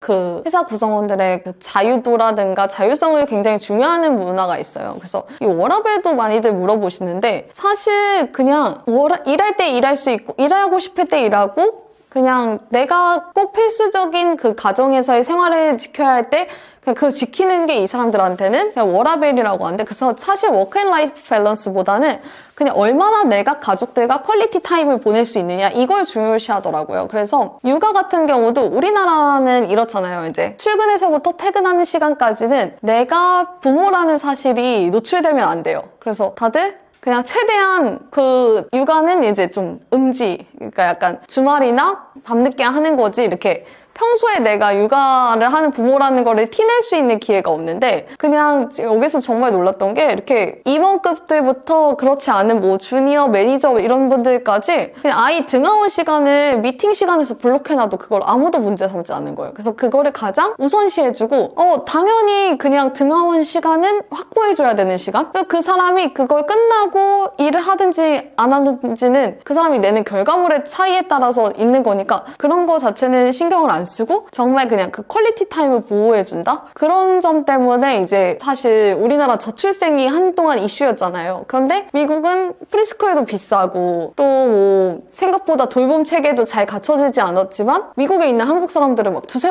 명씩 낳으시거든요. 근데 가장 큰 차이가 그냥 내가 내 육아를 드러내놓고 할 수 있느냐 아니면 그걸 좀 숨어서 최대한 쉬쉬하면서 뭐 부모님 손 빌려서 베이비시터 손 빌려서 하느냐 그 차이라고 하더라고요. 그래서 이런 분들에 익숙해지신 분들은 한국 가서 다시 그런 식으로 살지 못하겠다? 이런 분들이 꽤 많으시더라고요. AI 시대의 취업 시장은 어떻게 변화하게 될까요?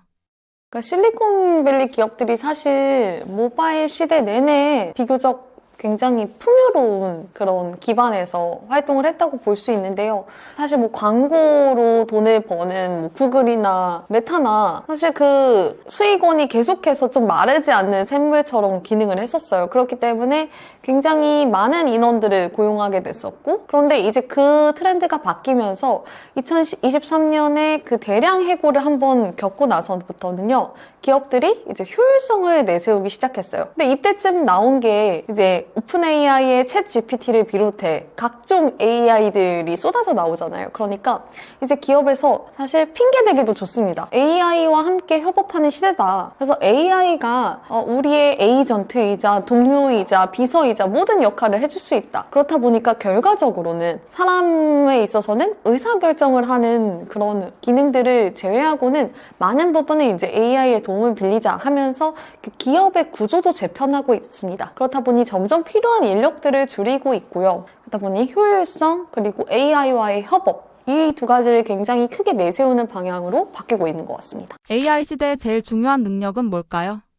사실 AI도 최근에 이제 우리나라에서 문해력에 대한 이슈가 굉장히 컸어요. 그러니까 글을 읽고 이해하는 능력이거든요. 근데 이제 글을 어떻게 읽고 이해해야 되는지 모르니까 다들 이제 어휘력, 문법 이런 부분에 집중을 했는데 사실 글을 읽고 이해하는 능력은 다양한 형태의 글을 접해보고 이해하는 리듬이 생겨서 자연스럽게 이해를 하는 그 과정에서 어휘력과 문법, 맞춤법 이런 건 다 따라온다고 생각하거든요. 그런데 오히려 지금은 좀 선후 관계가 바뀌어서 우리가 어휘와 뭐 문법에 집중하는 게 있는 것 같아요. 근데 이것처럼 AI 툴들을 각자 공부하려고 하는 경향이 굉장히 많습니다. 뭐 퍼플렉시티에서 이런 툴이 나왔다는데 그러면 이제 모두들 거기에 달라붙어요. 썼는데 나랑 좀 잘 안 맞는 것 같기도 하고 모르겠어. 또 지금 오픈 AI에서 뭐 새롭게 내놨다. 그럼 오원 이게 좋아 하면은 다 이제 하는데 물론 여러 가지를 스캔하고 가장 나에게 맞는 거를 탐구하는 능력은 좋지만 결국에 AI의 문해력 또한 저는 여러 가지를 이렇게 전전하는 것보다는 하나를 좀 깊이 써보고 이를 바탕으로 AI를 어떻게 활용하고 어떻게 접근해야 하고 이런 것들을 좀 파악하는 방식이 굉장히 중요하다고 생각하거든요. 사실 그 AI와의 역할 분담, 만약에 내가 AI와 협업을 한다면 나는 그럼 어떤 부분까지를 이 AI에게 의존할 것이고 그 나머지는 어떤 부분부터 내가 개입해서 더 뎁스 있는 결과물을 만들어낼지 이거부터 정해야 되고요. 또 동시에 그러면은 AI한테 어떤 방식으로 말을 걸어야 할지 그러면 결국에는 상황과 맥락과 기본적인 정보들을 제가 통제하고 있어야만 그 리더처럼 AI에게 일을 시킬 수 있는 거거든요. 사실 AI는 어떤 질문을 맥락과 상황에 맞춰서 하느냐에 따라서 전혀 반대의 결과물을 낼 수도 있잖아요. 그러니까 이런 능력들이 먼저 필요한데 우리는 사실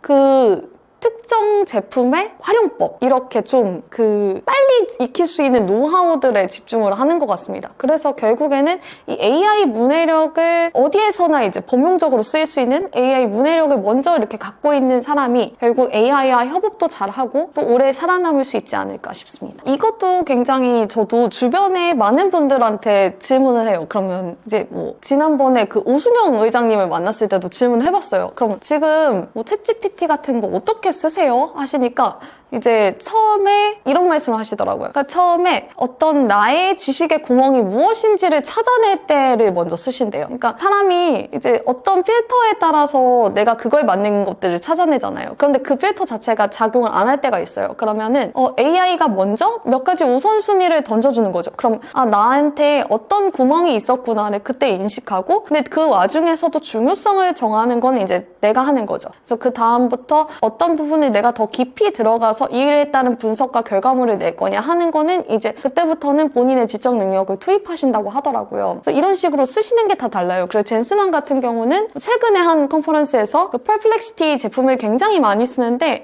그건 나의 거의 멘토다. 그래서 디지털 바이올로지 쪽은 내가 어떤 상황 설정을 했을 때 그것에 따라서 그 답변과 하는 부분에서 자기가 이렇게 중요도 같은 거를 캐치한다. 이렇게 말을 하거든요. 그러니까 결국에 지금 이 AI를 모두가 쓰고 있는데 이걸 차별화할 수 있는 방법은 결국에 나의 지적 능력을 어디에다 개입시킬 것인가 그리고 이 나의 우선순위를 어떻게 찾아내고 큐레이션 능력이라고 하죠. 내가 과연 이 AI가 준 정보들을 봤을 때 여기에서 뭐가 중요한지 아닌지를 가리고 근데 그것도 계속해서 질문을 하면서 찾아갈 수 있어요. 결국에 처음에 오픈 AI의 챗GPT가 나왔을 때 프롬프트 엔지니어라고 해가지고 질문을 잘 설계하고 던지는 그 엔지니어들한테 뭐 연봉을 막 30만 불 이상 주고 채용을 하면서 굉장히 인기를 끌었어요. 근데 이후에 이제 챗GPT가 더 고도화되고 다른 모델들도 고도화되다 보니까 이 시대조차 끝났다 하는데 이제는 그 프롬프트 엔지니어뿐만 아니라 모든 일반인이 이 프롬프트 엔지니어 역할을 해야 된다고 생각을 합니다. 그래서 어떤 식으로 가장 상세한 답변과 가장 정확한 답변을 얻을 수 있을지를 고민해서 계속해서 질문하는 능력이 굉장히 중요하다고 생각합니다. 고소득, 고학력 직종은 그래도 괜찮지 않을까요?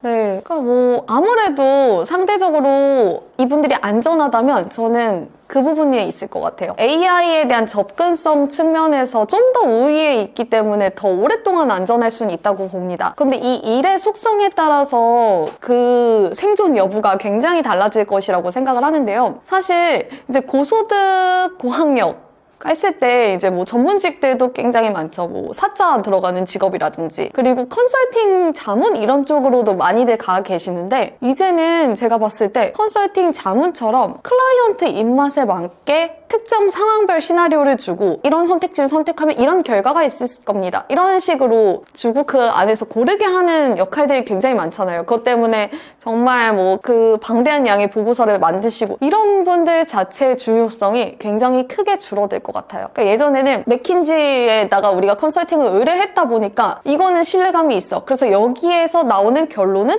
우리가 믿고 따라야 해. 이런 부분이 있었지만 사실 그건 다 모두 클라이언트들의 입맛에 맞춰서 이렇게 좀 결과물이 나오던 경우가 많았거든요. 근데 이 컨설팅 분들은 진짜 본인이 의사결정은 하진 않습니다. 여기에 오히려 맹점이 있는 것 같아요. 많은 다양한 시나리오들을 점검하시지만 직접 의사결정은 하지 않는 직업이다 보니까 이 시나리오별 일어날 수 있는 결과 이런 것들이나 뭐 이로 인해 발생할 수 있는 경제적, 사회적 영향 같은 것들은 이제 AI도 쉽게 그 결과물을 낼 수 있거든요. 그리고 이 프롬프트 엔지니어링을 잘 하시는 분들도 충분히 이걸 가지고 결과물로 보고서를 낼 수 있고요. 그렇기 때문에 이제 이런 같은 전문직이라고 하더라도 의사결정이 개입되느냐 그리고 이 전략적인 의사결정의 중요성이 어느 정도나 있느냐에 따라서 이 직업의 생사가 갈릴 거라고 생각을 합니다. 그리고 또 다른 점은 여전히 있죠. 다면적으로 상황을 분석하고 의사결정을 가진 능력을 가진 데다가 이 부분이 사람을 설득하고 또 사람과의 어떤 협력을 도모해야 하고 이 부분은 사실 아직은 AI가 뭐 간혹 어떤 분들은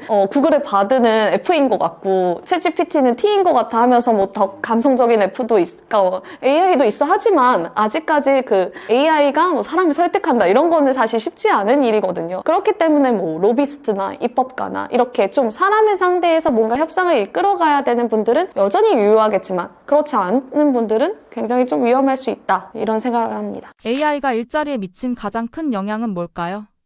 그러니까 한동안 사실 저희가 스펙을 한 줄 한 줄 한 줄씩 쌓는 것을 이제 굉장히 그 취업에 있어서 기본기이자 끝이라고 생각을 했던 것 같아요. 근데 이제는 사실 그 공식 자체가 완전히 바뀌는 것 같아요. 그래서 이제 학위 같은 경우도 이제 학위를 받을 수는 있죠. 그런데 이제 이 학위가 여전히 뭐 중요하지 않다 이런 건 아닌 것 같습니다. 오히려 이 AI의 시대가 될수록 어떤 사람들은 이 학위를 해온 사람의 태도, 성실성 이런 것들을 더 파악할 지표가 뭐 학위나 이런 부분에서 더 찾을 수도 있어요. 그런데 다만 학위 하나를 가지고 이제 내가 그걸 어떤 후광으로 삼으려는 거는 이제 더 이상 통용되지 않을 것 같아요. 그래서 만약에 학위 같은 경우도 예전 같으면 뭐 회계사가 하나의 자격증으로 평생 먹고 살면서 이 회계 일을 할 수 있었다면 이젠 동시에 회계사 자격증을 가진 사람이 다른 분야까지 자격증을 가지고 왜냐하면 학습이 굉장히 쉬워졌잖아요. 그러면서 오히려 다면적으로 그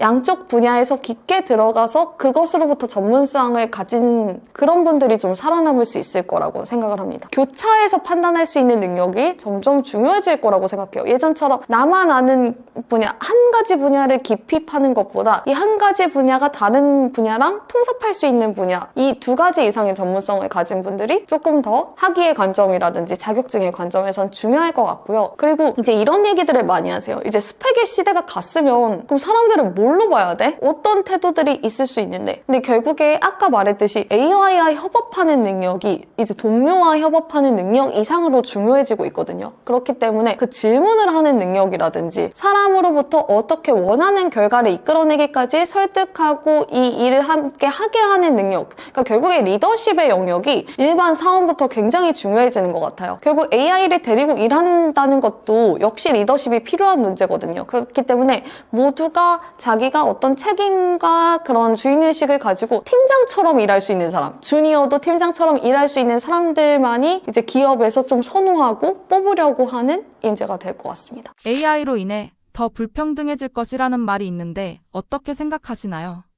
모두에게 AI의 접근권이 주어지긴 합니다. 그런데 이 AI의 활용 사례에 대한 상상력을 갖는 것은 사람마다 그리고 자기가 있는 환경마다 그리고 거기에 공동체마다 굉장히 달라질 것 같거든요.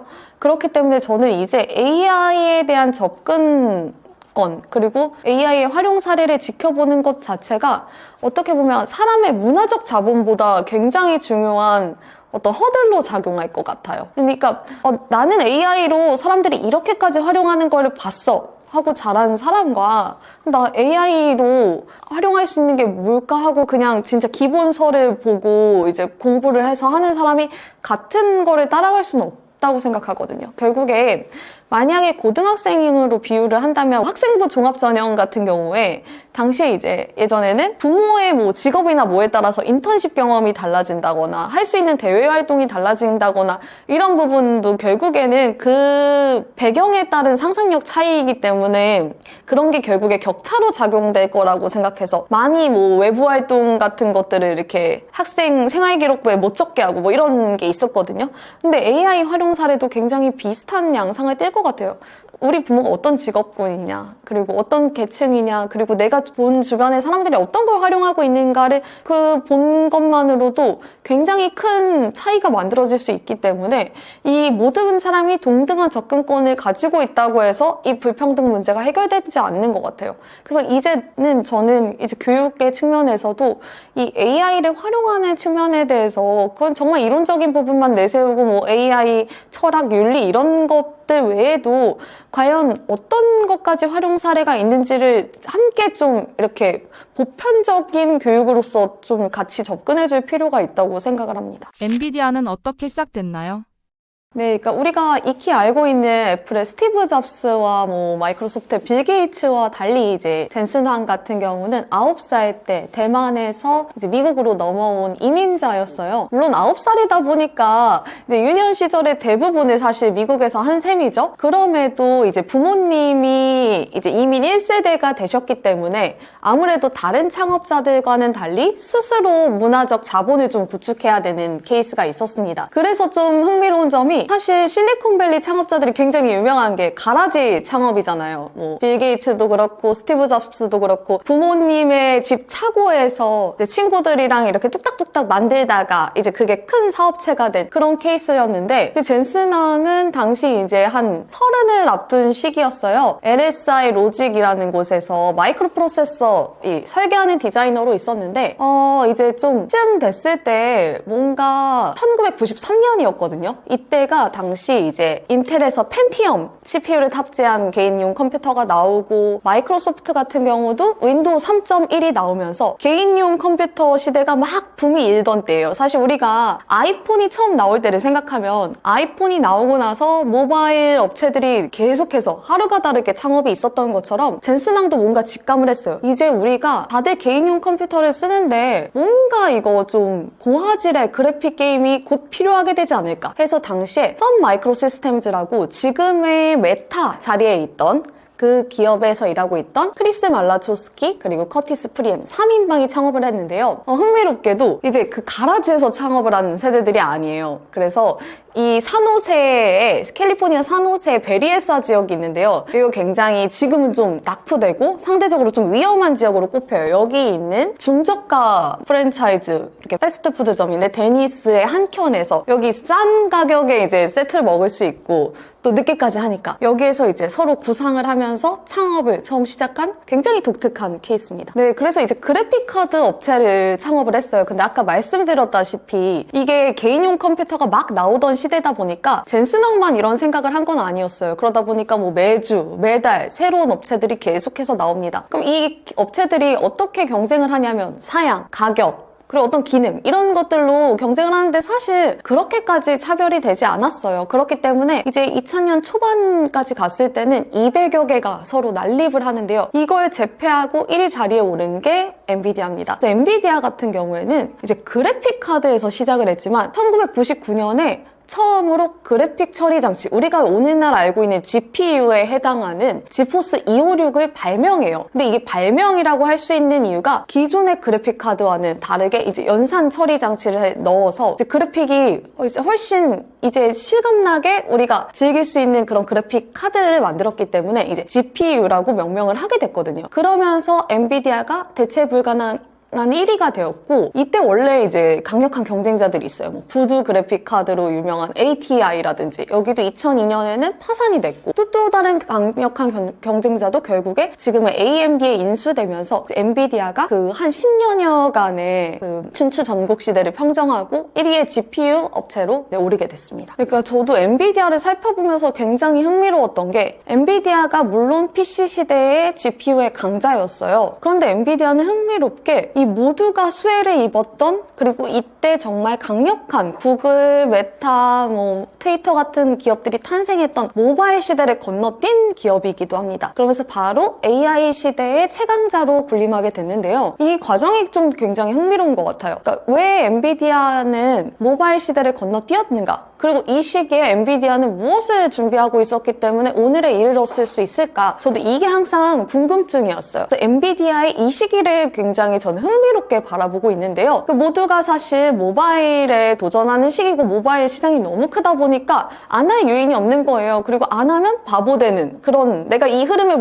이렇게 올라타지 못할 경우 낙오되는 그런 이제 사람들이 불안감을 느끼잖아요. 근데 엔비디아 같은 경우도 사실 준비를 하고 있었습니다. 그래서 모바일 SoC, 그러니까 모바일 시스템 온 칩 테그라라는 거를 준비하고 있었어요. 그래서 테그라를 좋은 성능에, 또 여기는 GPU가 워낙 이제 기능이 좋다 보니까 강력한 GPU를 기반으로 한 모바일 칩을 이제 내놨어요. 그런데 문제가 뭐였냐면요. 당시에는 이제 엔비디아는 후발주자예요, 모바일에서는. 퀄컴이 이미 모뎀 칩의 표준을 장악하고 있었거든요. 근데 퀄컴 입장에선 엔비디아와 이 파일을 나누고 싶지 않은 거예요. 그러니까 이제 엔비디아의 모바일 칩을 도입하려고 하는 업체들한테 여기 엔비디아 쓸 거면 우리 지금 너희한테 모뎀 칩 줄 수 없다, 이렇게 회방을 놓기 시작한 거죠. 엔비디아도 처음에는 경쟁에 같이 뛰어들려고 했어요. 그래서 당시 이제 영국에서 모뎀칩 개발 업체인 아이세라를 아예 인수해가지고, 퀄컴이 너네께 안 준다면 우리가 아이세라 이거 가지고 통합해가지고 팔 거야, 이렇게 했는데, 이게 또 다른 이 모바일 업체들한테는 이걸 하는 것 자체가 도전이잖아요. 결국에 쉽지 않았습니다. 근데 이때 젠슨왕이 딱 자기가 원칙을 내세운 게 있어요. 모두가 뛰어드는 시장에서는 기꺼이 경쟁에서 게을러지고 우린 거기를 빠져나온다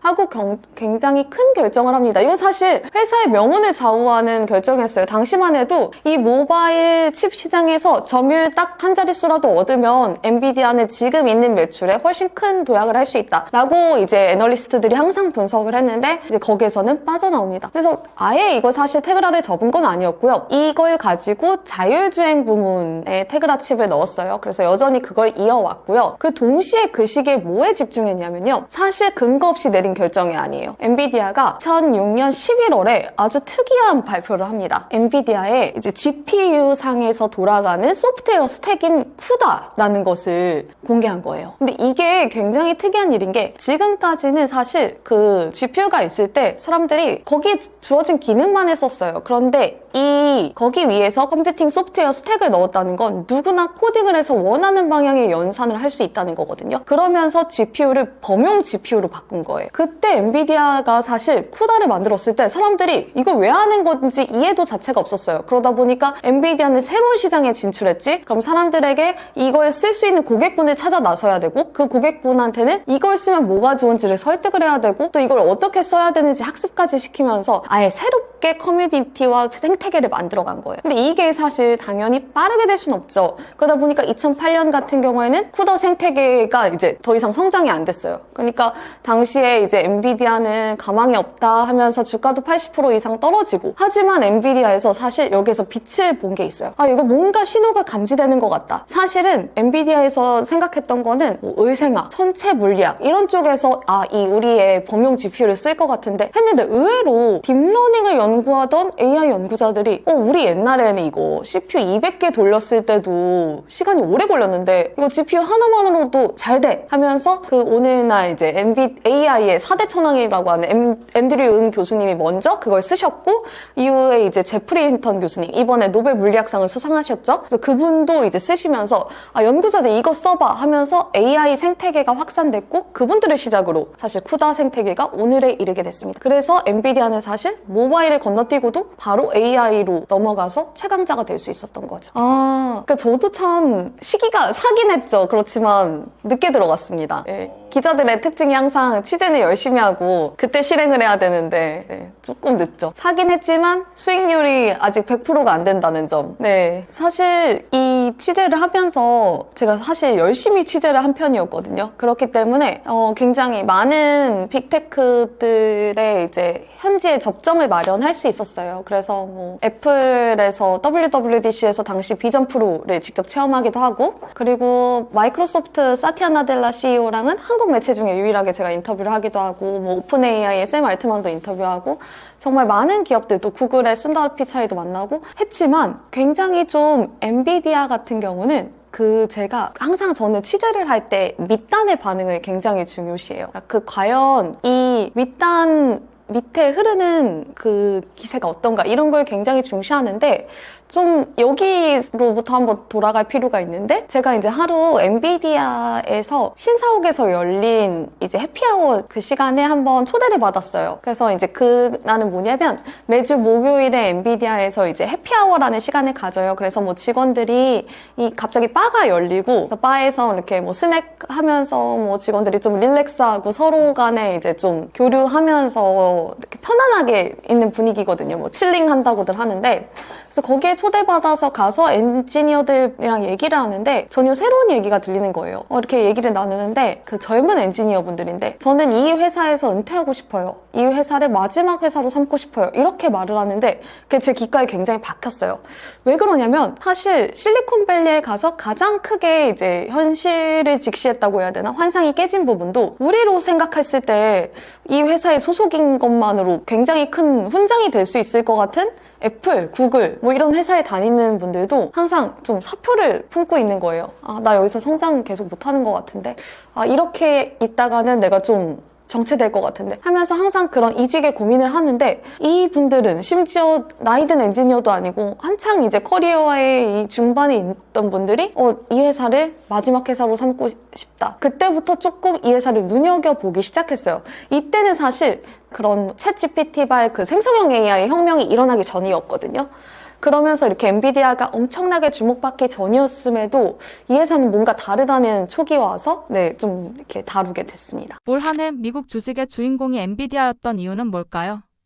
그러니까 사실 지난 하반기, 그러니까 올 하반기가 굉장히 AI 둠어들과 부머들이 이렇게 조금 팽팽했다고 해야 될까요? 그런 상황이었던 것 같아요. 특히 이제 2022년 11월 말, 그러니까 지금으로부터 정확히 2년 전에 오픈 AI의 챗 GPT가 등장을 했어요. 그래서 사람들이 이거 정말 AI에 있어서 아이폰 모먼트다 하면서 너무 기대감이 컸던 거예요. 그러다 보니까 이제 저마다 이 컴퓨팅 인프라를 투자를 해야 돼요. 이걸 이만큼의 뭐 AI 모델을 만드는 거나 하다못해 커스텀을 하거나 이런 경우에도 다 컴퓨팅 파워는 필요하잖아요. 그러다 보니까 특히 지금 대체자가 없습니다. 그래서 엔비디아의 GPU, 뭐 예를 들면 당시에 호퍼 아키텍처의 H100 같은 경우에는 뭐 모든 빅테크가 몇만 개씩, 몇천 개씩 이걸 사려고 대기를 하고 그리고 하나당 뭐 개당 가격이 5천만 원 이상 되는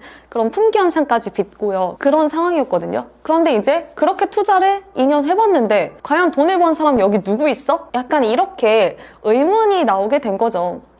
그런데 이제 또 다시 분위기가 바뀌고 있는 게 이번에 이제 오픈 AI에서 처음으로 GPT 프로 새로운 또 구독 서비스를 내놨거든요. 월 200불에 달하는. 근데 이번에 오픈 AI가 굉장히 준비를 많이 했다고 생각하는 게, 제가 23년에 갔었을 때, 그러니까 작년 11월에 갔었을 때만 해도 이제 하루짜리 그 개발자 데이 행사를 열었는데, 이번에는 12일간의 그 오픈 AI 이렇게 해서 매일매일 다른 새로운 그 서비스들을 공개하는 거예요. 그래서 그냥 볼 때마다 눈이 혹해서, 아, 이거 진짜 월 200달러 가능할 수도 있겠는데? 하는 부분들. 예전에 사실 그 챗GPT 20달러도 월 20달러도 투자하기 조금 고민되는데 하는 분들 많았잖아요. 근데 이제 이 정도 성능이라면 200달러 줄 수 있을 것 같은데 하면서 생각이 많이들 바뀌고 있어요. 그래서 사실 제 생각에는 버블론 자체는 좀 지나가는? 왜냐면 그 모든 사람이 그 전이기를 다 견디기가 어렵잖아요. 그러다 보니까 어떤 데는 당장 눈앞에 성과가 보이지 않으면 이거 엔비디아만 돈 버는 거 아니야? 이런 흐름들이 잠시 나왔던 때인 것 같은데, 오픈 AI를 시작으로 정말 이 AI 서비스가 사람들의 지갑을, 심지어 일반인들의 지갑까지 열 수 있다, 이거를 보여주는 모멘텀이 이제 곧 펼쳐지지 않을까 싶습니다. 그리고 이거를 하나 이제 말씀드리고 싶어요. 그러니까 처음에 이제 22년 말에 오픈 AI가 나왔을 때 엄청난 주목을 받았어요. 오픈 AI의 챗GPT 하면서 오픈 AI와의 혁명 이렇게 얘기를 했는데, 정작 사실 돈을 번 건 엔비디아였거든요. 모든 기업의 컴퓨팅 인프라를 공급하는 거는 이제 엔비디아니까요. 쉽게 설명하면 이제 그 캘리포니아 1848년에 골드러시랑도 굉장히 비슷한 풍경인데, 모두가 금을 채취하러 이제 갔죠. 그렇지만 이제 사금을 캐려면 각종 도구들이 필요하잖아요. 그걸 공급해주는 게 엔비디아예요. 사실 거기서 누군가는 정말 금을 캘 수도 있고, 누군가는 이 사금 단계에서 이거 좀 안 됐네 하고 포기하고 철수할 수도 있어요. 그렇지만 이제 엔비디아는 그 모든 양쪽에 모두 장비를 공급하다 보니까 이제 점점 스케일이 커질 수밖에 없고요. 네, 돈을 많이 벌 수밖에 없어서 이제 당분간 5년에서 10년 정도는 대체자가 없다, 이런 상황입니다. 그래서 사실 뭐 AMD도 그렇고 인텔도 그렇고 굉장히 응전을 하려고 노력을 하고 있는데, 이게 무슨 제품을 내놓는다 발표를 하는 순간 또 엔비디아에서 다음 로드맵이 나와요. 이렇다 보니까 계속해서 그 선두주자가 간격을 많이 벌리고 있는 상황이고, 이번에 인텔의 팻 겔싱어 CEO가 정말 원대한 꿈을 갖고 21년에 다시 복귀했지만 지금 이렇게 조금 씁쓸하게 퇴장하시게 된 배경도 다 여기에 있습니다. 근데 제가 뭐 사실 투자 중심의 전문가는 아니기 때문에 이 주식의 뭐 가격이 적정하다라든지 앞으로 어떤 국면이 펼쳐질 것이다, 이것까지는 예측을 하기가 어려운데요. 하나 굉장히 좀 흥미로웠던 점은, 제가 이번에 책을 쓸 때 엔비디아의 주가가 굉장히 하락세였습니다. 그러니까 6월에 액면 분할을 할 때까지는 정말 빠르게 성장을 했었고요. 근데 이후에 계속 그 다음 세대 아키텍처인 블랙웰이 이제 출시가 지연되고, 또 시장에서 너무 냉혹해진 거예요. 뭐 지난 2분기에 정말 좋은 실적을 냈음에도 지금 블랙웰 너네 안 나오고 있는데 무슨 결함이야? 라든지 지금 뭐 예상보다 성장 못하고 있는데, 그리고 이거 AI 정말 돈을 벌 수 있어? 이런 시장의 의견이 굉장히 냉혹하게, 이제 돈을 벌었음에도 굉장히 냉혹한 비판이 나오면서 엔비디아 주가가 그것에 따라서 많이 출렁거렸어요. 근데 좀 흥미로웠던 건, 그 와중에 엔비디아가 좀 나쁜 파도를 잘 견디는 능력이라고 할까요? 네, 보통 그랬을 때 굉장히 방어적인 태세로 응전을 한다거나 이럴 수도 있는데, 굉장히 열린 자세로 계속해서 그런 거에 대해서 소통을 하고요. 결국에 10월에 TSMC와도 우리 잘 협력해서 그 블랙웰 아키텍처의 결함 찾았고 이제 성공적으로 또 다시 출시할 준비하고 있다 하니까, 갑자기 10월에 비스트 모드가 되면서 시총 1위를 찍고 지금 살짝 내려온 상태거든요.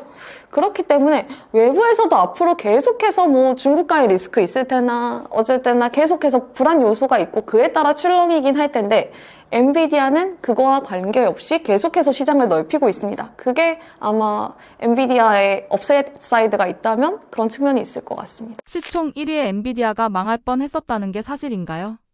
사실 엔비디아가 뭐 처음부터 이렇게 완벽한 도전을 했을 것 같은데, 그렇지 않고 이렇게 헛발질을 하던 시기도 있었습니다. 그래서 1993년에 창업을 해가지고 당시 이제 세콰이어 캐피털에서 돈도 받고 해서 이제 첫 제품을 내놨어요. 그런데 본인들끼리는 이거 너무 완벽해, 막 다 기능을 갖춘 스위스 아미카리아 이렇게 했는데, 생각보다 사람들은 그렇게 다양한 기능을 가진 그래픽카드를 원하지 않았어요. 그러다 보면 가격이 비싸지잖아요. 뭐 아이오 포트 있고 3D 그래픽 지원되고 뭐 이런 기능을 사실 생각보다 원하지 않았던 거예요.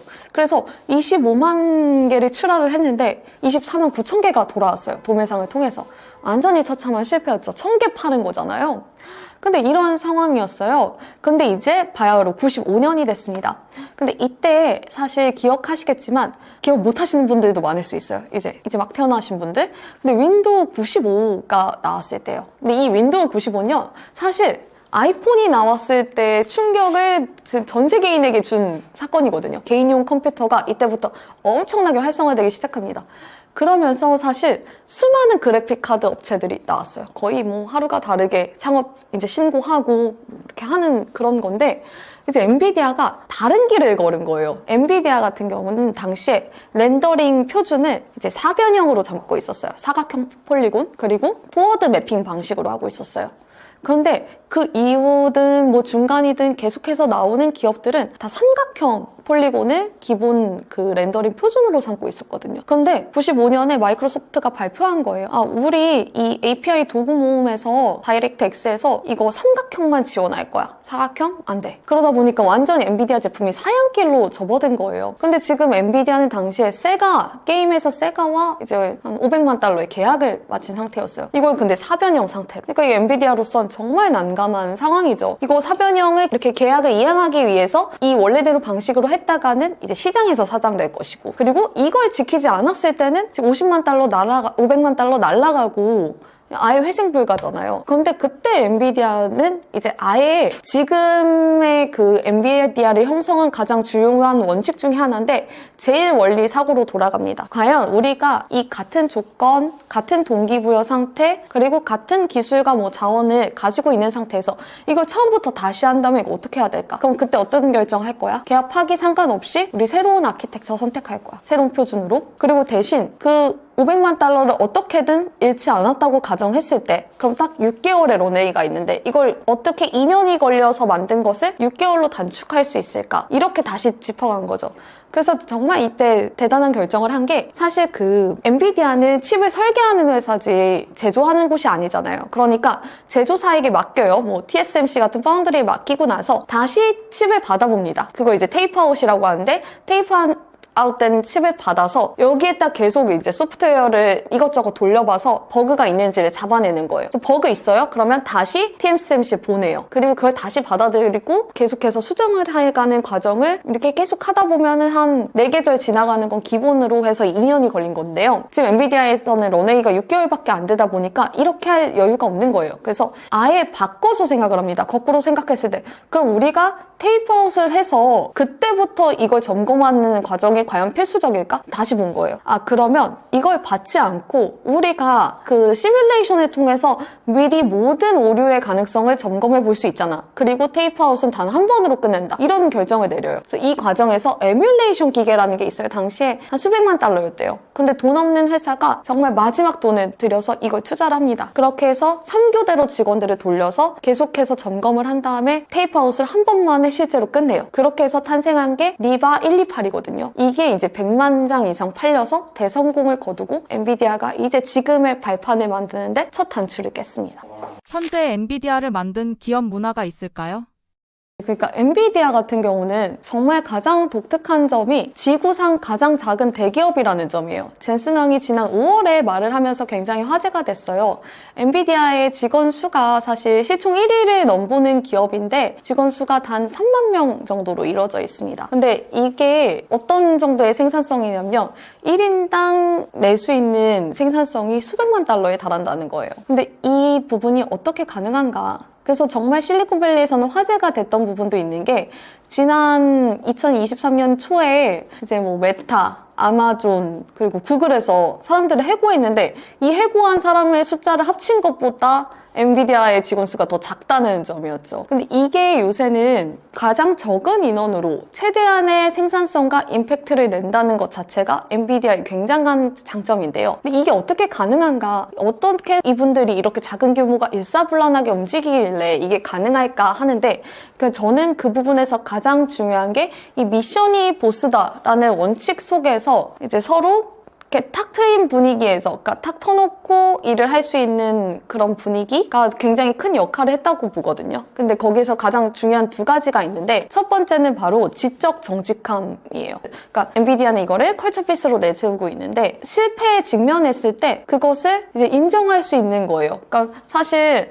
너 이거 이런 부분 잘못했어 라고 사실 직장에서 쉽게 말하기도 어렵고 굉장히 공격적으로 보이니까, 그리고 이걸 말할 경우에 상대가 어떻게 생각할지 또 굉장히 이제 좀 불안하기 때문에 서로 이렇게 말하지 않는 기회비용이 생겨요. 근데 젠슨왕 같은 경우는 이 실수까지는 좋다, 근데 이거 빠르게 실패하고 그냥 이거를 정리하는 그게 제일 중요하다, 이렇게 봤어요. 근데 우리가 사실 실패 같은 것에 방어적인 분위기가 되면요, 처음에 뭔가 실수가 있어요. 그러면 그거를 인정하지 않은 채로 시간을 끄는 거예요. 어떡하지 하다가 일을 키우고 그게 결국에 조직 전체에 실패로 안겨주는 경우가 많은데, 이렇게 실수가 실패로 가는 그 골든타임을 잘 막자는 거죠. 그렇기 때문에 서로가 서로에게 이제 터놓고 피드백을 하고, 그 피드백에 대해서는 받아들일 수 있는 능력, 이걸 굉장히 엔비디아에선 중요시하고요. 대신 이렇게 하기 위해서는 모든 직원들이 서로 실패는 공유하되 이걸 가지고 서로 탓하는 분위기가 없습니다. 그러니까 특정인이나 특정 프로젝트에 있어서 누군가가 휴먼 에러가 그냥 그 실패 요소가 돼서는 안 된다는 거죠. 그래서 이게 굉장히 흥미로운 사례가, 엔비디아에서 굉장히 발열과 소음이 심했던 그 그래픽카드를 출시했을 때가 있었어요. 그래서 사람들이 이 소리가 너무 시끄럽다 보니까 그 미국에서 흔히 쓰는 그 잔디깎기 소음 같아 막 이렇게 하면서 밈도 만들어지고 망작으로 꼽혔습니다. 완전 실패했잖아요. 근데 다음 해에 독특한 결정을 해요. 다음 버전을 만들 때 이 실무팀들을 그대로 이제 그 프로젝트에 투입시킵니다. 그런 대신 전사가 모여서, 당시엔 규모가 작았어요. 그래서 전사가 모여서 이 실패 사례를 공유하고 왜 이게 잘못됐는지를 이제 추적해서 이유들을 밝혀요. 근데 이거 누군가에게 굉장히 불쾌한 자리였을 수 있겠지만 이거를 탓하는 분위기가 아니기 때문에 가능한 거예요. 그래서 나중에는 이 실무자 4명이서 다시 마케팅 영상도 찍습니다. 지난 가을 뭐 이렇게 해서 시작되는데, 뭐 우리는 할리데이 스펜슨 같은 아주 시끄러운 그래픽카드를 만들겠어 하면서 막 아이디어를 내면서 이제 자신들의 실수를 좀 희화하고 앞으로 이러지 않겠다는 각오를 담았는데요. 이것처럼 좀 실패에 대해서 서로 좀 열린 분위기가 있습니다. 더 큰 실패를 막기 위해서요. 그리고 동시에 이게 가능한 부분이 엔비디아의 젠슨 왕이 이제 60명으로부터 뭐 임원들 60명으로부터 직접 보고를 받는다, 정말 부지런한 CEO다, 이런 식으로 이제 많이 알려졌는데, 동시에 이제 가장 중요시하는 부분이 1대1 보고가 없다는 점이에요. 사실 60명한테 보고를 받는 것도 중요하지만 그 이상으로 중요한 게 그 1대1 보고를 없앤 거는 우리 둘만의 비밀이 생겨서는 안 된다. 그것 자체가 조직의 그 정보를 차단하고 어떤 권력 구조를 만들 수 있다. 이 부분에 굉장히 집중을 해서 섬세하게 신경을 쓴 부분이거든요. 그렇기 때문에 엔비디아는 직원들도 비교적 항상 그 회의에 뭐 인턴부터 임원들까지 다 참여해가지고 하는 자리에서 동등하게 그 정보들을 공유받고 하다 보니까 항상 젠슨왕이 내세우는 미션과 직원들의 머릿속에 미션이 동기화되어 있는 부분이 많습니다. 그렇기 때문에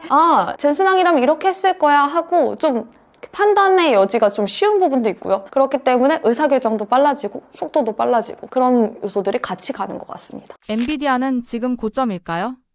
앞으로 얼마나 성장하게 될까요?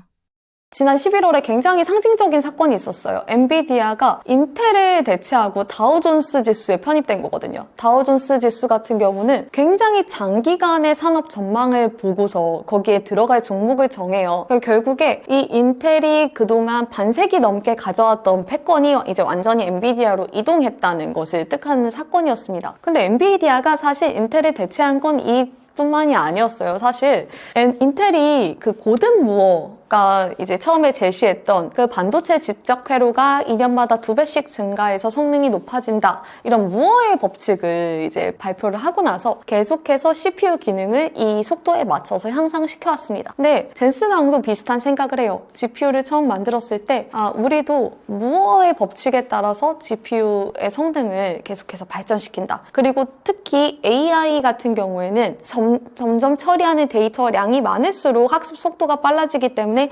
2년마다 2배의 성능 상승을 우리는 계속해서 유지한다 하면서 일종의 기준점으로 본 거예요. 무어의 법칙을. 근데 어느 순간 무어의 법칙을 인텔조차 지키지 못하는 때가 왔어요. 그랬을 때도 엔비디아는 꾸준히 이제 2년에 2배씩 이 법칙을 지켜갔거든요. 그러면서 황해 법칙이라는 말이 나왔습니다. 팬데믹 즈음 해서요. 그 직전부터 나오지만 이제 그때쯤에 확실해졌는데, 근데 엔비디아는 이렇게 생각을 했대요. 당시에 젠슨왕은 무어의 법칙조차 기준으로 삼고 우리가 거기로 한계를 정할 게 아니다. 이거조차 넘어서야 한다 하면서 일종의 카니발라이제이션을 시도한 거예요. 그래서 엔비디아가 정말 흥미로운 게 지난 3월에 블랙엘 아키텍처를 발표를 했어요. GTC 2024에서. 근데 불과 3개월인 6월에 대만에서 열린 컴퓨텍스에서 갑자기 우리 2026년에 다음 아키텍처인 루빈을 양산할 거야를 발표해버려요. 그러니까 갑자기 시간표가 확 당겨진 거죠. 그러면서 앞으로 우리의 리듬은 2년이 아니라 그 절반인 1년 수준이 될 것입니다 라고 합니다. 그래서 엔비디아 같은 경우에는 엔비디아 사람들은 이걸 엔비디아 시간표라 그래요. 그러면서 다른 업계에서, 특히 다른 업체에서 우리의 시간표를 맞출 수 있는 사람은 아무도 없다 이렇게 말을 할 정도거든요. 근데 이것 자체가 그 엔비디아는 빛의 속도라고 하는데 SOL 스피드 오브 라이트라는 것을, 그러니까 절대 속도라고 내세우는데, 이것 자체가 우리가 모든 그런 물리적인 요소에 영향을 주는, 만약에 빛의 속도라고 쳤을 때 대기권의 밀도와 습기 이런 것들을 다 제외했을 때 우리가 빛이 최대로 낼 수 있는 속도가 무엇일까? 이거에 착안을 한 거예요. 그래서 우리가 어떤 외부적인 요소들을 많이 제거했을 때 최대한 낼 수 있는 속도가 무엇일까 하는 부분들을 계속해서 연구하기 때문에 이런 어떤 매번 그 새로운 아키텍처가 나오는 것도 새롭게 공정을 점검해서 엔비디아의 시간표로 만드는 부분이거든요. 그래서 이 부분이 과거의 엔비디아와 지금의 엔비디아를 굉장히 달라지게 하는 포인트가 되는 것 같습니다. 그리고 또 되게 남들이 하지 않는 부분에 도전한 게 지금의 엔비디아를 만들었다고 생각을 해요. 그래서 모바일 시대에도 모바일에 다 이렇게 기웃기웃거릴 때 우리는 상품화된 시장에선 기꺼이 경쟁에서 빠져나온다 하고 당시에 이제 그 AI로 눈을 돌립니다. 근데 이렇게 할 수 있던 게요. 좀 미션이 다른 것 같아요. 그래서 엔비디아 같은 경우는 EIOFS라는 개념을 많이 낼 거예요. 무슨가 신사업에 진출할 때. 근데 이게 뭐냐면 Early Indicator of Future Success인데요. 그러니까 뭔가 미래 성공의 초기 지표라고 하면은 뭘 떠올리세요? 사실 앞으로 시장이 이렇게 될 거니까 시장의 소비자가 될 만한 잠재적 규모, 그리고 또 이거에 따른 매출 흐름이 이렇게 될 거야 예상하는 그런 수치들이 있을 거 아니에요. 근데 그런 거는 절대 필요하지 않대요. 그래서 애초에 수치를 요구하는 것 자체가 없고요. 그냥 이거 정말 우리가 뛰어들지 않으면 안 되는 일인가? 그래서 정말 이걸 뛰어들었을 때 이전과는 세상이 달라질 것인가? 그 두 가지를 보고 이걸 정합니다. 그렇기 때문에 남들이 안 하는 선택을 해서 지금까지 올 수 있었던 것 같습니다. 안녕하세요. 저는 더 라스트 컴퍼니를 쓴 정혜진입니다. 서울경제신문에서 11년차 기자로 일하고 있고요. 네, 지난 2년간 실리콘밸리 특파원으로 이제 현지에서 빅테크를 취재하고 돌아왔습니다. 네, 2년 있었고요. 2021년 말에서 2023년 말까지 이제 취재를 했습니다. 제가 쓴 더 라스트 컴퍼니는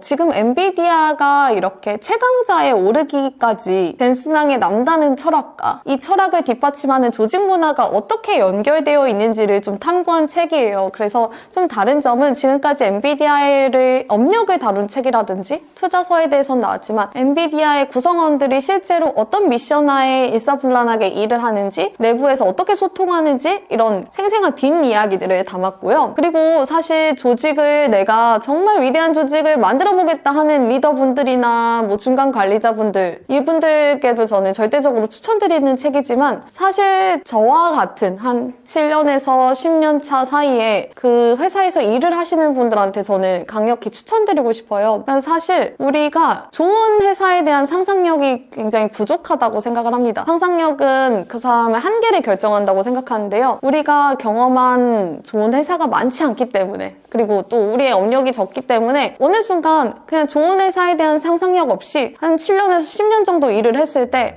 내가 바꿔도 안 되는구나 하면서 많은 의욕들이 그냥 좀 패배감, 열패감으로 바뀌는 경우가 많은 것 같아요. 근데 사실 조직 구성원으로서도, 그리고 우리가 해볼 여지가 충분히 있다는 점, 그리고 또 이런 식으로 꾸려진 조직도 있을 수 있다는 점에 대한 좀 상상력을 넓혀드리고 싶었어요. 그래서 많은 분들이 한번 보시고 좀 내가 어떤 거에서 새로 실험을 해보고 싶다 이렇게 영감을 받으실 수 있다면 정말 뿌듯할 것 같습니다.